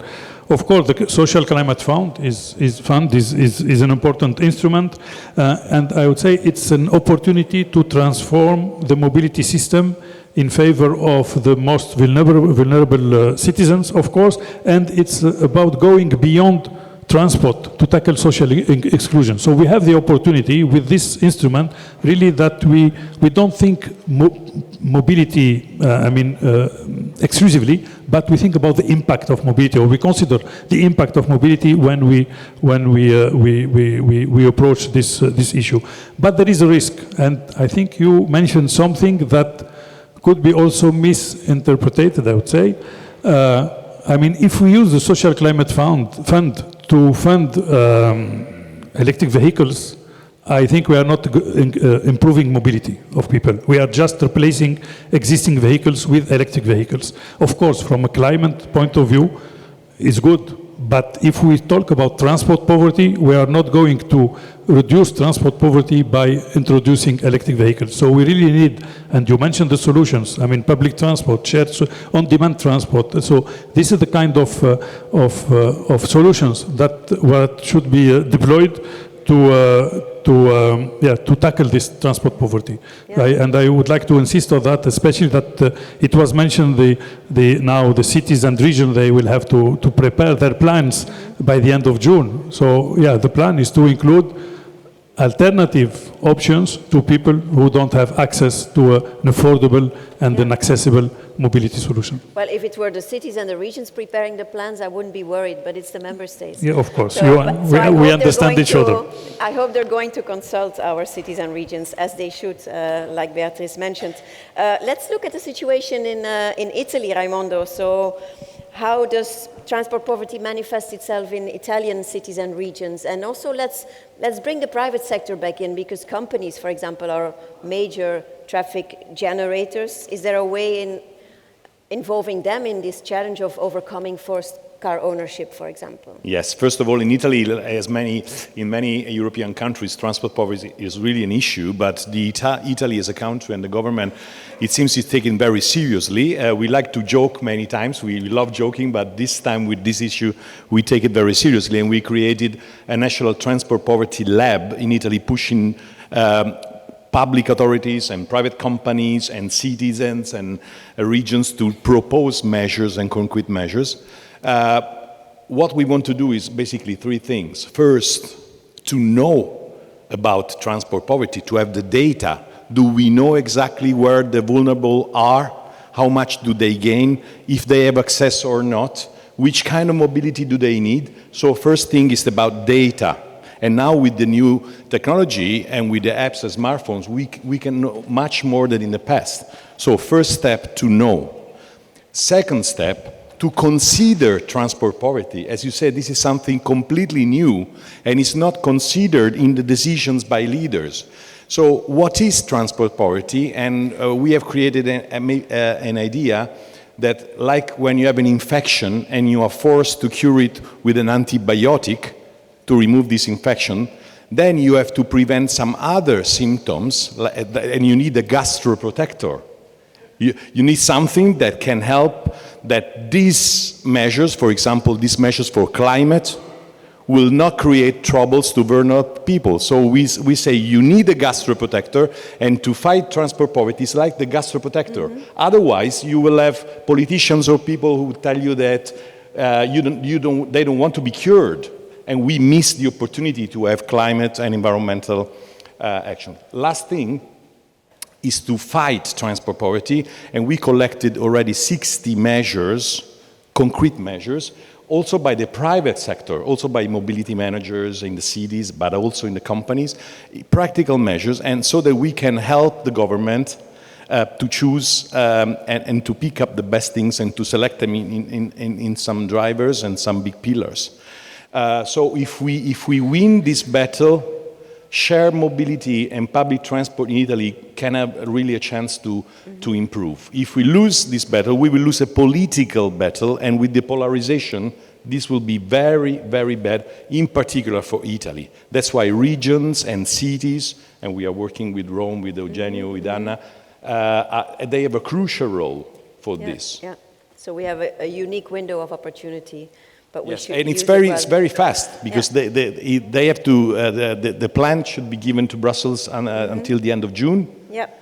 And they are involved with stakeholders in this, but I'm very confident that Italy will have a good plan, but also that the other countries will have a good plan. So let's see, we really welcome this initiative by the Commission, and we want to grow on this issue of transport poverty. So in the first panel, we had Ozempic as a medication to bring in, now anti-reflux medication as well, from Exactly. what you were saying. So we'll take note of that. Let's move to London.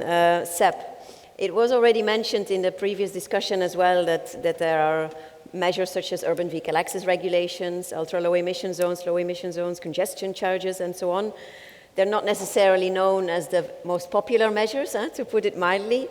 But recent findings of your EULAS have shown that they are very effective. But when we look at the conversations and the narrative around urban vehicle access regulations, it's very often that people use the fake argument that this is hitting those in society which are already the most vulnerable. How do you counter that narrative in the way you have been introducing the measure in London?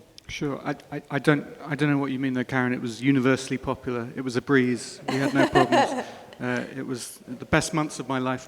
No, look, you called it a fake argument, and I think there is certainly the first thing you need to do is change the narrative and be very upfront about who it is who is most impacted by the measures that you're seeking to address.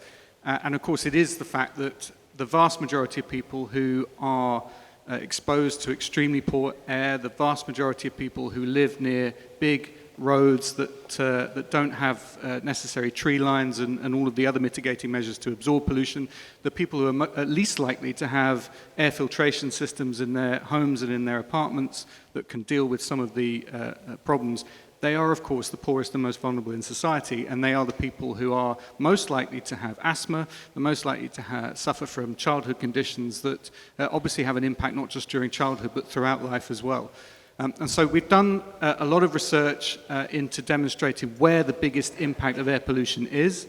And of course, if you live in a leafy neighborhood where you perhaps aren't exposed to the problem, you're more inclined to think, actually, maybe this is an issue that is targeting the most vulnerable in society, whereas if you are actually subject to the air pollution, to the problems that we're talking about, you are more likely to want action to be taken. And again, it reflects, I think, the conversation we were having about parking in Groningen, about what kind of city you want to see. Flip the conversation around to talk about what kind of environment do you want your children to go to school in, what kind of life chances do you want to have in your neighborhood, and do you really think that if everybody drove an older, more polluting car, it would be the best thing for the city. The second thing we did, and this isn't the easy thing, well, none of this is easy, but this is certainly the expensive thing, we had a scrappage scheme in place directly targeted at people who would have to change their cars, who would have to trade their cars in. And that scrappage scheme was some £250 million. It's not cheap, but it was a crucial part of telling people, look, we understand that there is a lot more that we need to do as a city to provide you with the public and active travel options that would provide an alternative to a car. In the meantime, we want to do what we can to help you through grants, through support programs, to trade your car in, to get a different car that complies with the regulations, and we'll handle that process for you. And of course, underpinning all of that, you have to have a strategy, a public and active travel strategy, which at the heart of it makes it an intuitive choice for people to choose public and active travel. And that's not just about telling them about the problems that exist with car travel, it's about providing them with the alternatives and looking at areas of the city which are incredibly poorly served by public transport and targeting all of your policy measures on changing that. So that the sustainable alternatives become the obvious choice in every possible way. So we're talking about what we would like to see happening and what we would like to see in those plans as well, Beatrice, but what does the current reality look like? Have you had some sneak peeks at draft plans or have some plans arrived on your desk already? And do you feel they're going in the right direction, or should we come up with an emergency intervention between now and the end of June?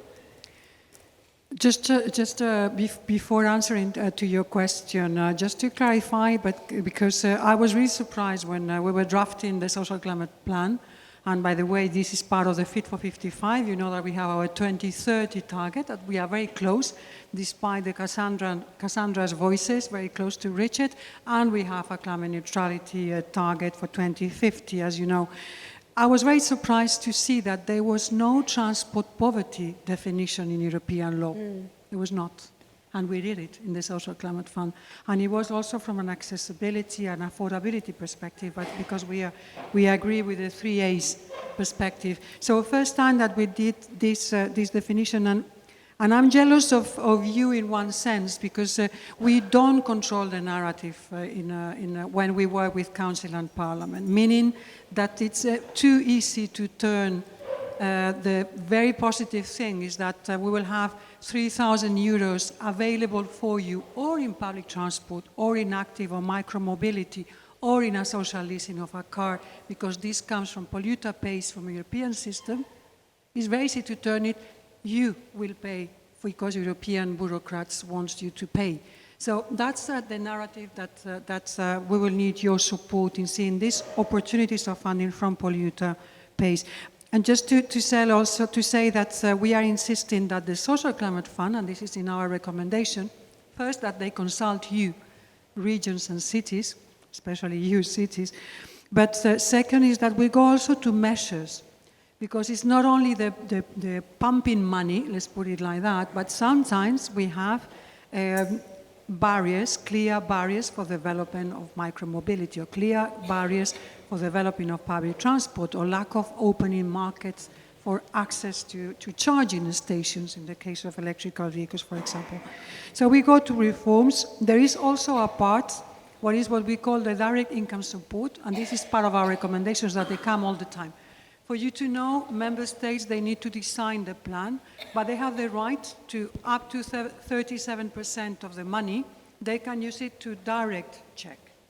But this direct check has a condition that it needs to be regressive, and member states, they need to put in parallel in place other measures. So this is, if I could say, is a classical recommendation, because we are negotiating with member states. It's not only that they send a paper.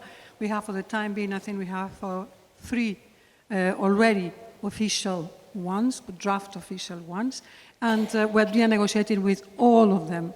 Classical comment from our side is, give us your analysis of why this group of vulnerable citizens are affected by ETS2. So in line with what you were saying. Or why, if you are not, so for example, this extra mile with the tram, why you are not paying with your normal infrastructure money, why you will need this ETS2. So targeting, lack of targeting is a classical one. In general, member states, they don't come with crazy ideas. They know very well that they need to be green, climate oriented. This they know. So they don't come with crazy ideas. And probably what we are missing is more this link to measures. I mean, when It's no sense to pump money when there is a structural problem in a member state, and this is our discussion. But all in all, I will say 1/3 of member states are very advanced, 1/3 of member states medium, 1/3 of member states we need some shaking. But the good shaking is called 87 billion euros that it will come. Yeah. But believe me, it's a nice carrot. But just to say my last point. There is no social climate fund without a carbon pricing in building and transport, what we call ETS2. And there are some member states that have not yet transposed, as we say in our jargon, put it in place in national law, the European instrument. We need them to put in place this European instrument into national law, otherwise there will not be money from the social climate fund in the country. So we count on you to critically review indeed the plans that are coming your way and making sure that the right choices are being made. Just a comment, the acoustics of this room is not forgiving, so if you're having parallel conversations, it really comes to the stage and it's a bit distracting. So if you feel you need to talk to someone urgently, I kindly ask you to do that outside this room. Mohamed, back to you. We're talking about cities, but we're very much talking about regions as well, where the level of car dependence is higher, and typically also the offering in terms of mass transit is not as rich as in urban environments. So what alternatives to mass transit can we deploy in those areas? And how can we make sure that there is still a choice that is inclusive, that is affordable, that is efficient? Because that efficiency argument comes into play when we talk about low-density areas. What solutions do you have? Before answering, may I ask a small clarification about the Social Climate Fund? Is it already predefined how much will go to transport, how much will go to buildings? No. So it means, here I think you are more interested by transport than buildings, but I might be mistaken. It means that we are competing as transport, sector competing with the housing or building sector. So it means we need to perform better to get the funds. And so this is something we need to increase the awareness of those who are preparing this proposal, of course, proposals, because you said earlier that in the building sector, it looks like easier, I would say, or less complex, I would say, than transport. Is this what I understood between the lines? It's doing better in emissions last year, but believe me, it's not easier than transport. Okay, but anyway, so it means the competition is important. So coming back to your question, of course, yeah, traditional public transport cannot cover all geographies and all needs, and we of course we need to admit it. But public transport is not just about mass transit. It's important that we enlarge the scope of public transport to include on-demand shared mobility, and this what we call new mobility solutions, which are not new anymore. So, it's important to bridge between, and especially bridging the last mile and expanding the public transport to reach beyond the urban areas. So this is the challenge, actually, we have. But there are many successful initiatives, actually. Of course, in Denmark, there is the flex traffic, demand-responsive transport system at national level. It carried 2 million people last year. Hanover, for example, they developed what they call this Sprinty on-demand transport in rural areas.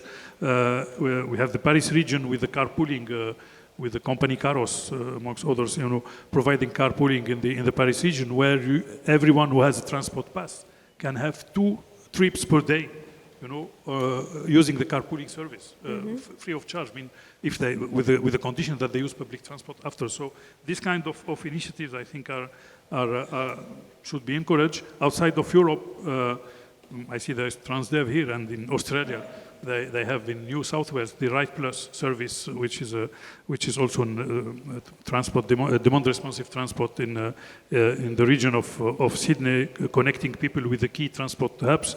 In the USA, there are many initiatives, especially operated by VIA, which is collaborating with several transport agencies to always and often, I would say, bring people to the main transport hubs and from low-density areas to the transport hubs. So this is how we can, I would say, make sure there is a continuity of the service, because this is the main challenge, is that people, when they arrive to the station, then they don't know how to reach their home or workplace, and so this is how we can make sure there is a door-to-door connection, including in low-density areas. And if we project ourselves to the future, we see in Japan now with the automated vehicles being deployed in rural areas, especially to serve the elderly people who are living there. And so there are a number of experimentations to make mobility accessible to them with the automated shuttles. So yeah, there are solutions, but of course there are challenges. One of them is, as I said earlier, is having a transport authority that covers the whole area, or at least if there is more than one authority, there are instruments that make these authorities, coordinate, and there are synergies between them, and also to make sure there is a financial instrument to compensate and to subsidize for the users, at least when the service is starting. Yeah. No, interesting examples, and indeed automation, or the most interesting use case, if you ask me, for automation, is to deploy it in those rural areas, and especially for those target groups that are dependent on such alternatives. You mentioned shared mobility as well, and you actually host a national platform for shared mobility. Yeah? So to what extent is the shared mobility sector part of the transport poverty conversation here in Italy? Yes, first of all, I want to thank Mohamed, because what you said about shared mobility and public transport together is very, very important. This is really the revolution, not considering as different pillars. So I want to show you something. This is a fan. You still don't need it in Rome, but in 2 weeks we will all need this everywhere in Rome. But why do I show this? Because we have created this idea of the fan of mobility services that a citizen can use. So when they need to move from one place to another, they can choose different services, and each one of these services is part of the fan.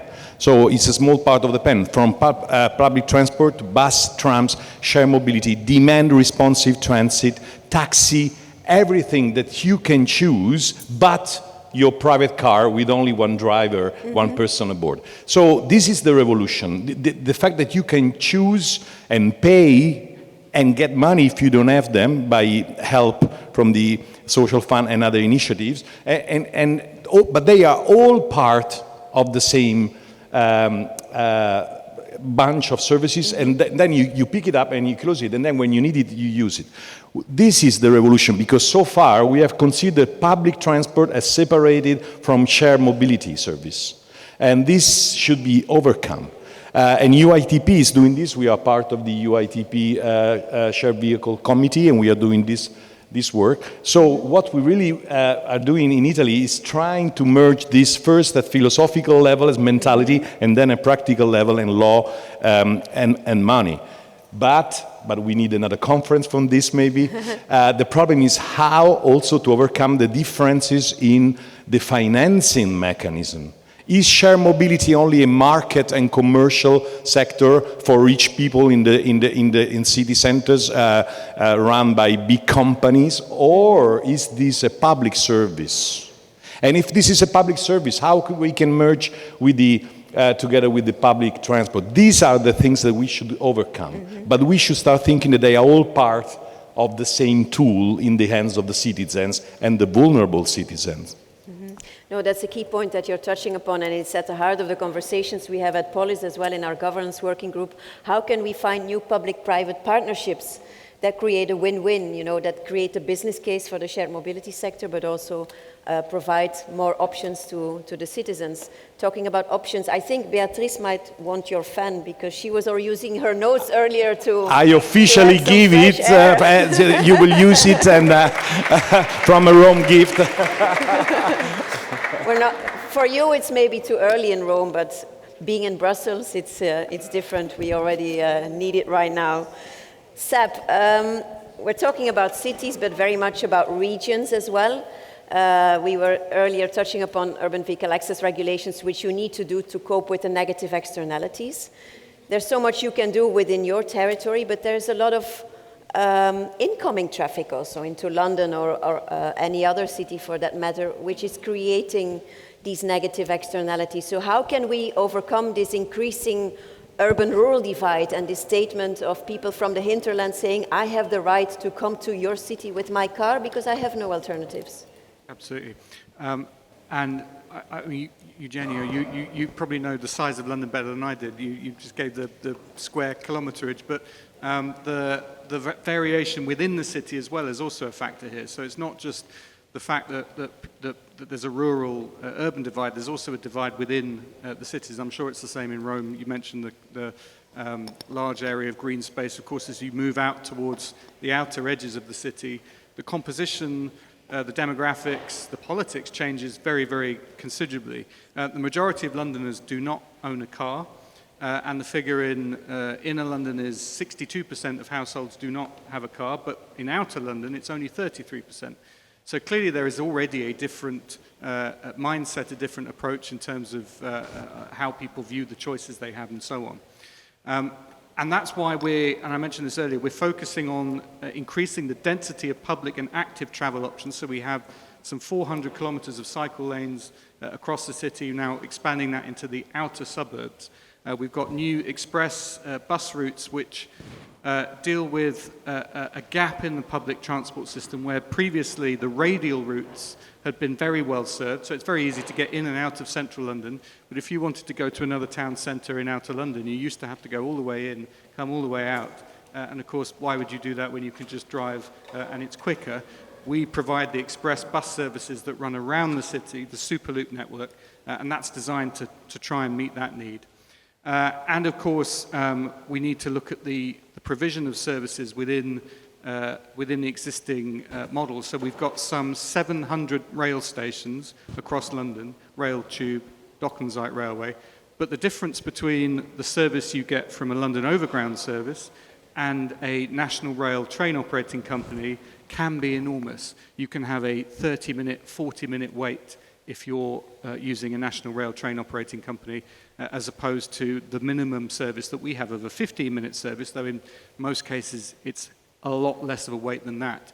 So we need to join it up, we need to change this mindset that transport should be delegated to the individual, that it's up to the individual to determine what he or she does, and have much more of a collective approach to planning and timetabling, and metroisation of rail services in outer London is one of our core aims. In terms of the rural-urban divide, I completely agree with everything you said. Why on earth should people living in small towns and villages not have the opportunity to pull together, to have an on-demand service? The technology is improving all the time. None of us knows the full potential of AI on this, but it is clearly an enabler. And linking those services up, I think, has to be something that we strive to do. I have a particular problem in London where, of course, my jurisdiction ends at the Greater London boundary, but there are towns, there are villages beyond the boundary. I want to extend bus services in. We don't have enough money. The local authority outside London doesn't have enough money. So we need to think about other ways, and I think the shared mobility, micro-mobility, there are some really exciting options here to bridge that gap. Mm-hmm. Yes, it would be lovely to have a system where we had enough money to run services outside the city that we govern. I don't see that scenario happening anytime soon, so we have to be innovative about how we bridge that gap. So it very much sounds indeed that the governance challenge, having this cooperation across boundaries of cities and regions is essential, and then this public-private cooperation and step over our own shadows and try to embrace new types of partnerships would be essential in increasing this portfolio of alternatives for our citizens. Now the floor is open to your question. Woo! Great. Where are the microphones? Let's start here in front with Christina. You're both coming. Yeah, maybe you can. Maybe Pedro, you can already go. Thank you, Alexia. That direction. Is it working? Yeah. Cristina Pou from the government of Catalonia. I'm very happy about this panel and the information Beatriz has told us.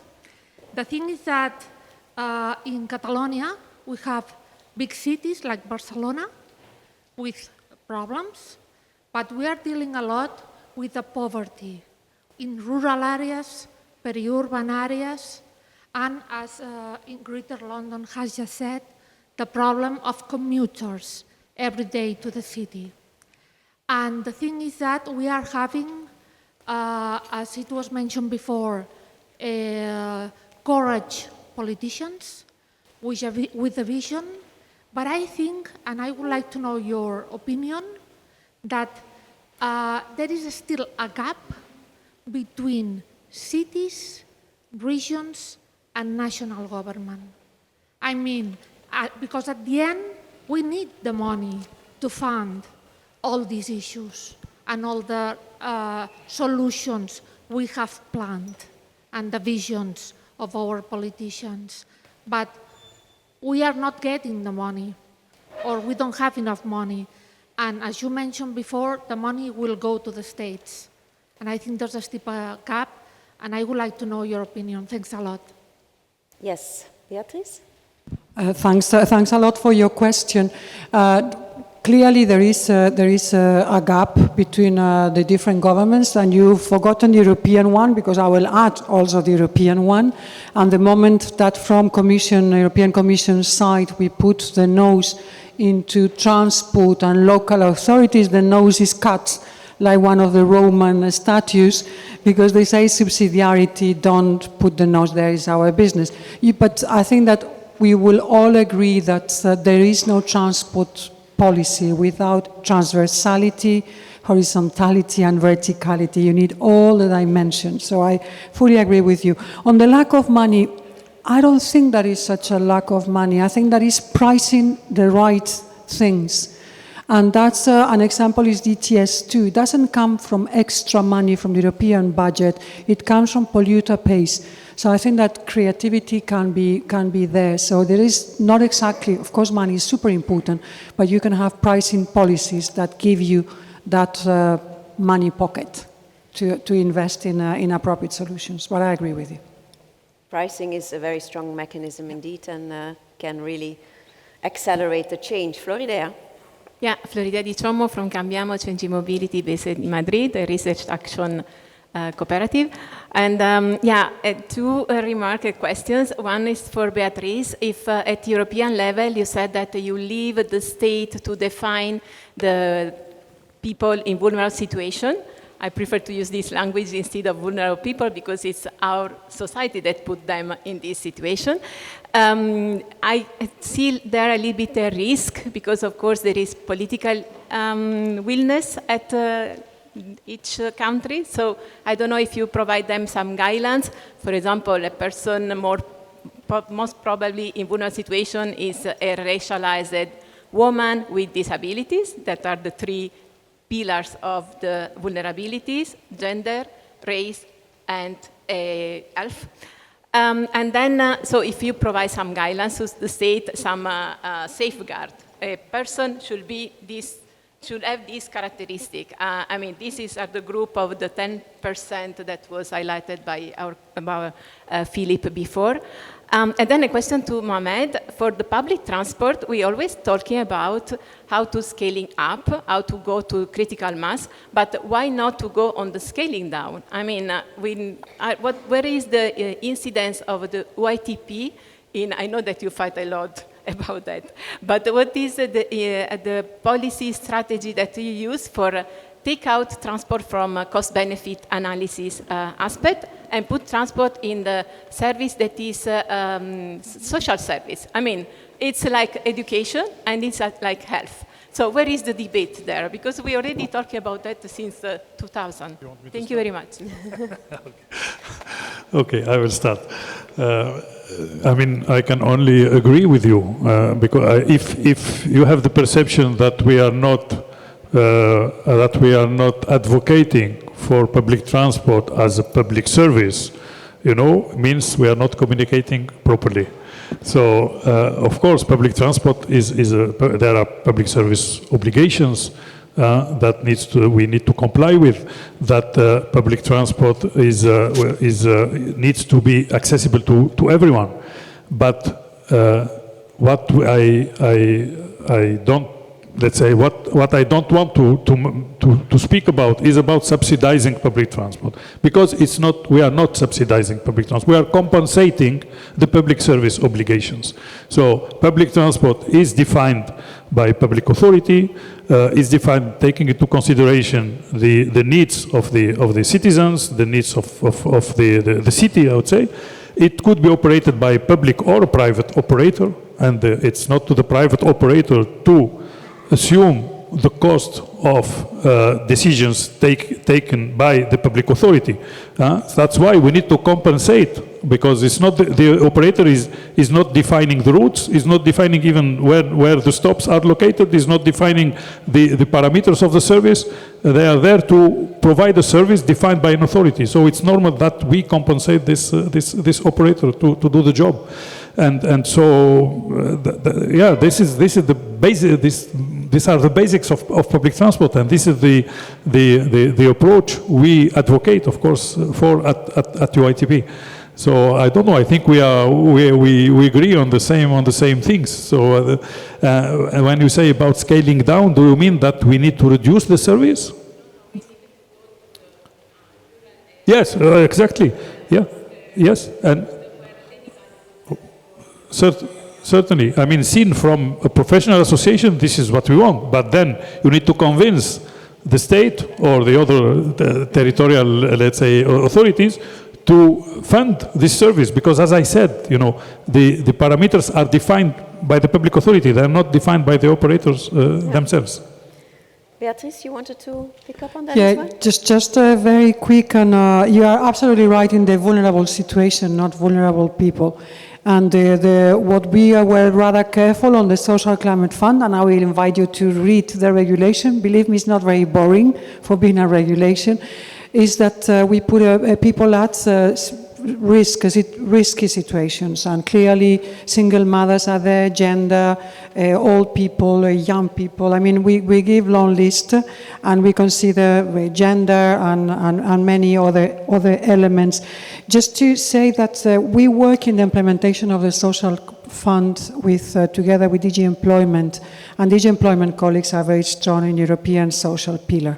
So this is in the hypothalamus, we say, in the brain, and we have already published guidelines on the Social Climate Fund where all these concepts for inspiration from member states. And last point, we are about to publish also communication on transport poverty, specific on that, what it means, what policies have been successful proposals, but with all the A of accessibility and affordability and more other concepts, so about to be published by the Commission.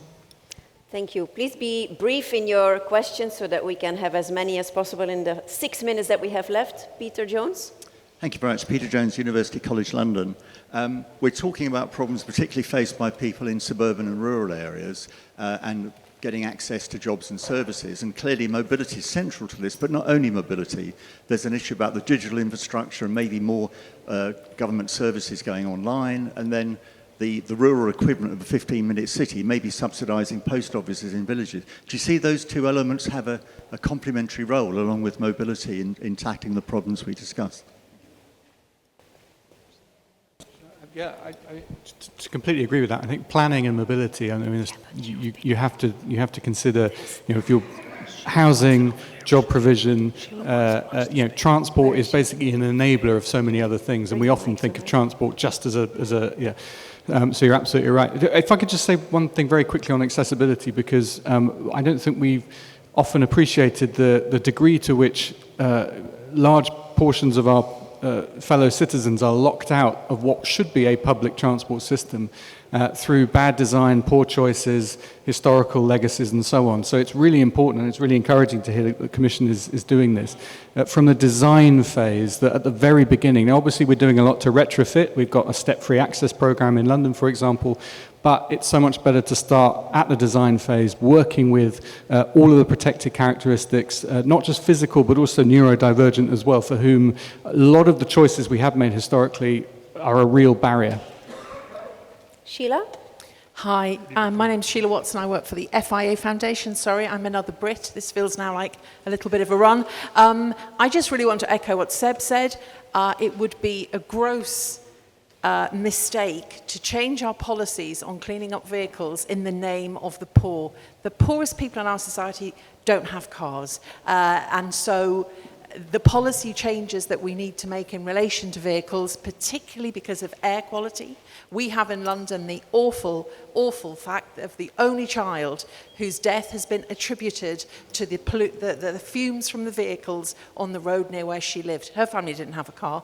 Work we have studied in some of the poorest districts in London show kids in schools 80% plus without a vehicle, but they have asthma because they live near the busy roads.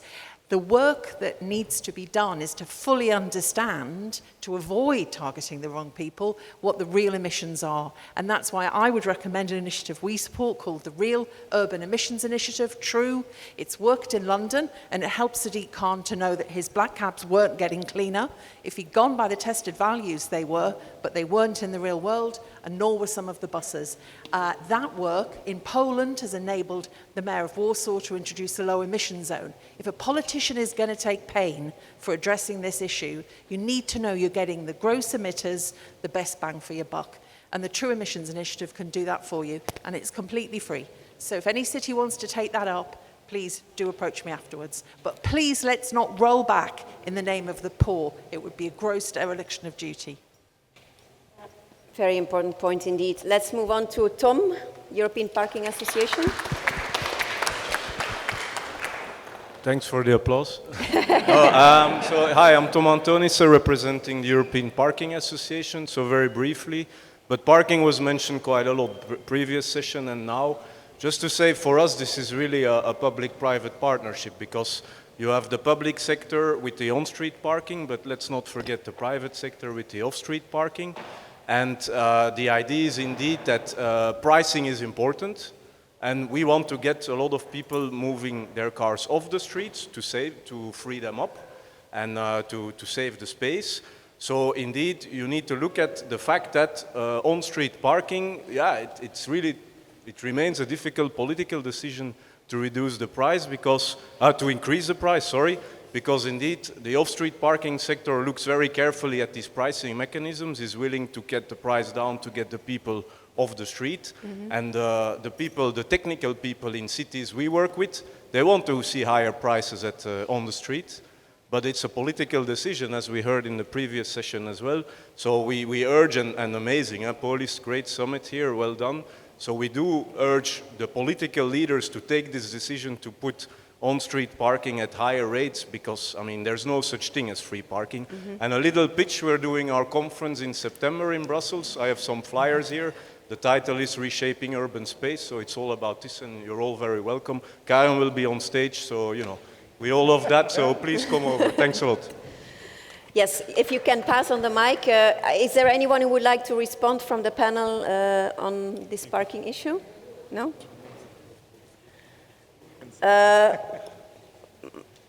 Alexia, if you could bring the mic here in front.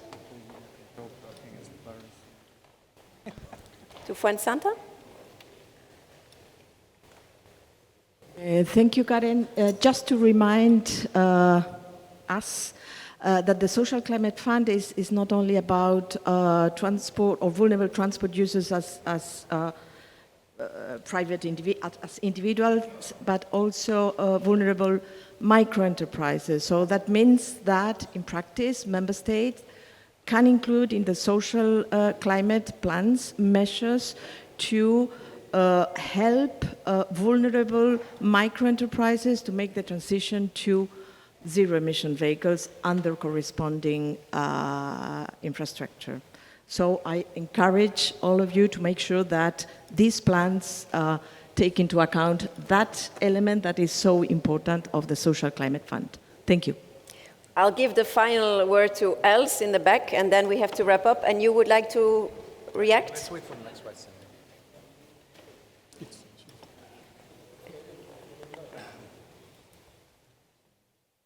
Thank you for having the last word, which is, first of all, a big thank you and I'm very grateful. I'm working on this. I'm Els from Mobiel 21, NGO working on sustainable mobility, and I'm working on this topic for 10 years. So I'm very grateful that it's on its agenda here, that it's on DG Climate and DG Works agenda as well, and that we have a broad perspective on it. It's not only of not having transport modes, it's also about mobility, lacking mobility, as Mohammed said, so thank you so much.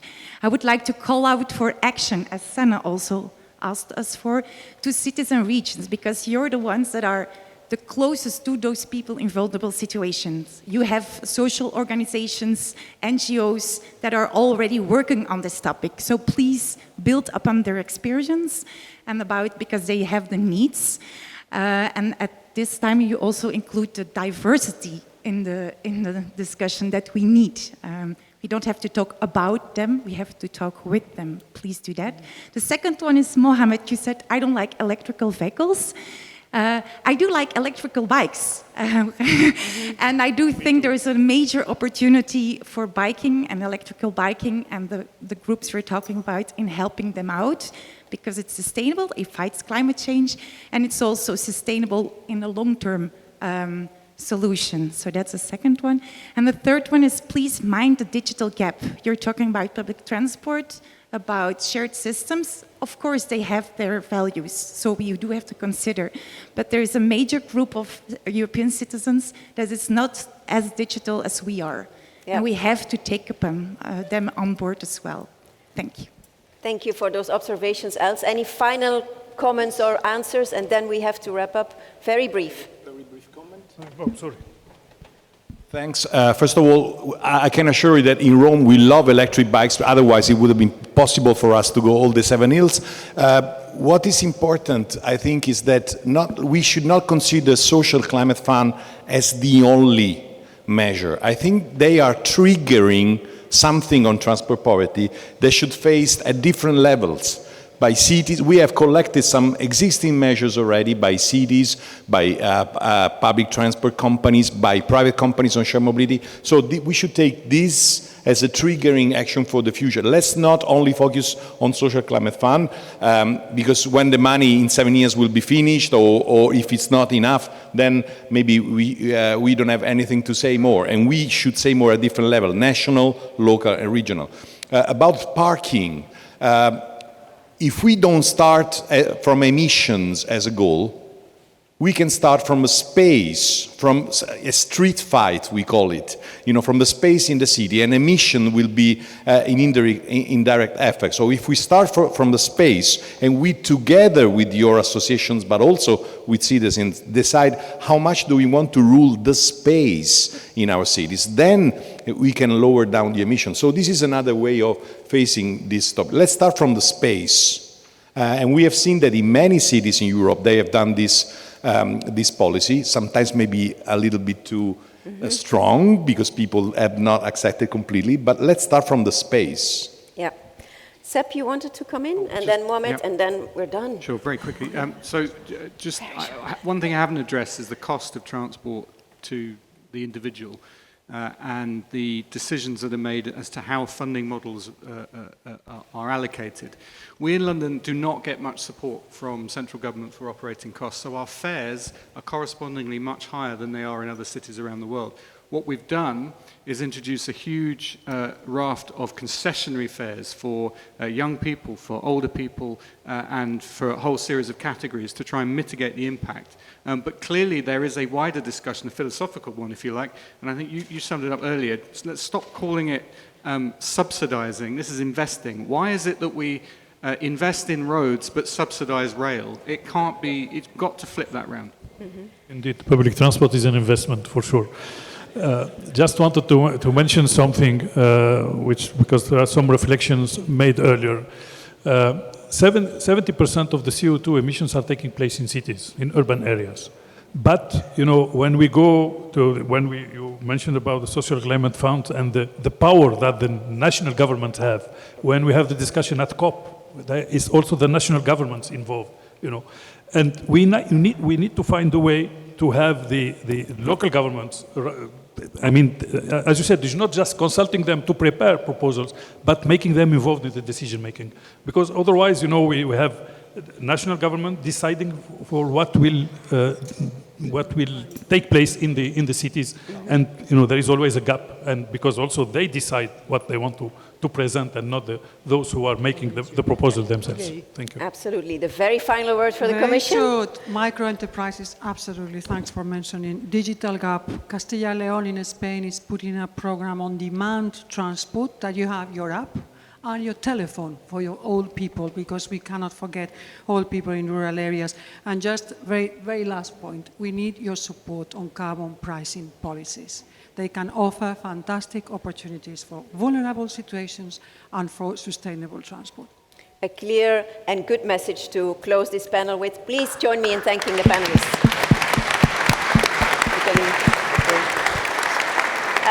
Of course, you all want proof that you were here with this very exclusive group of leaders, so we will have a picture now. You might remember from coming in that there were quite some stairs to climb. Maybe some of you are still recovering from that. We're going back to those stairs to make a group photo, and then we'll have lunch on the beautiful terrace. And we'll reconvene at 2 o'clock. See you later. Digital infrastructure and construction and management of physical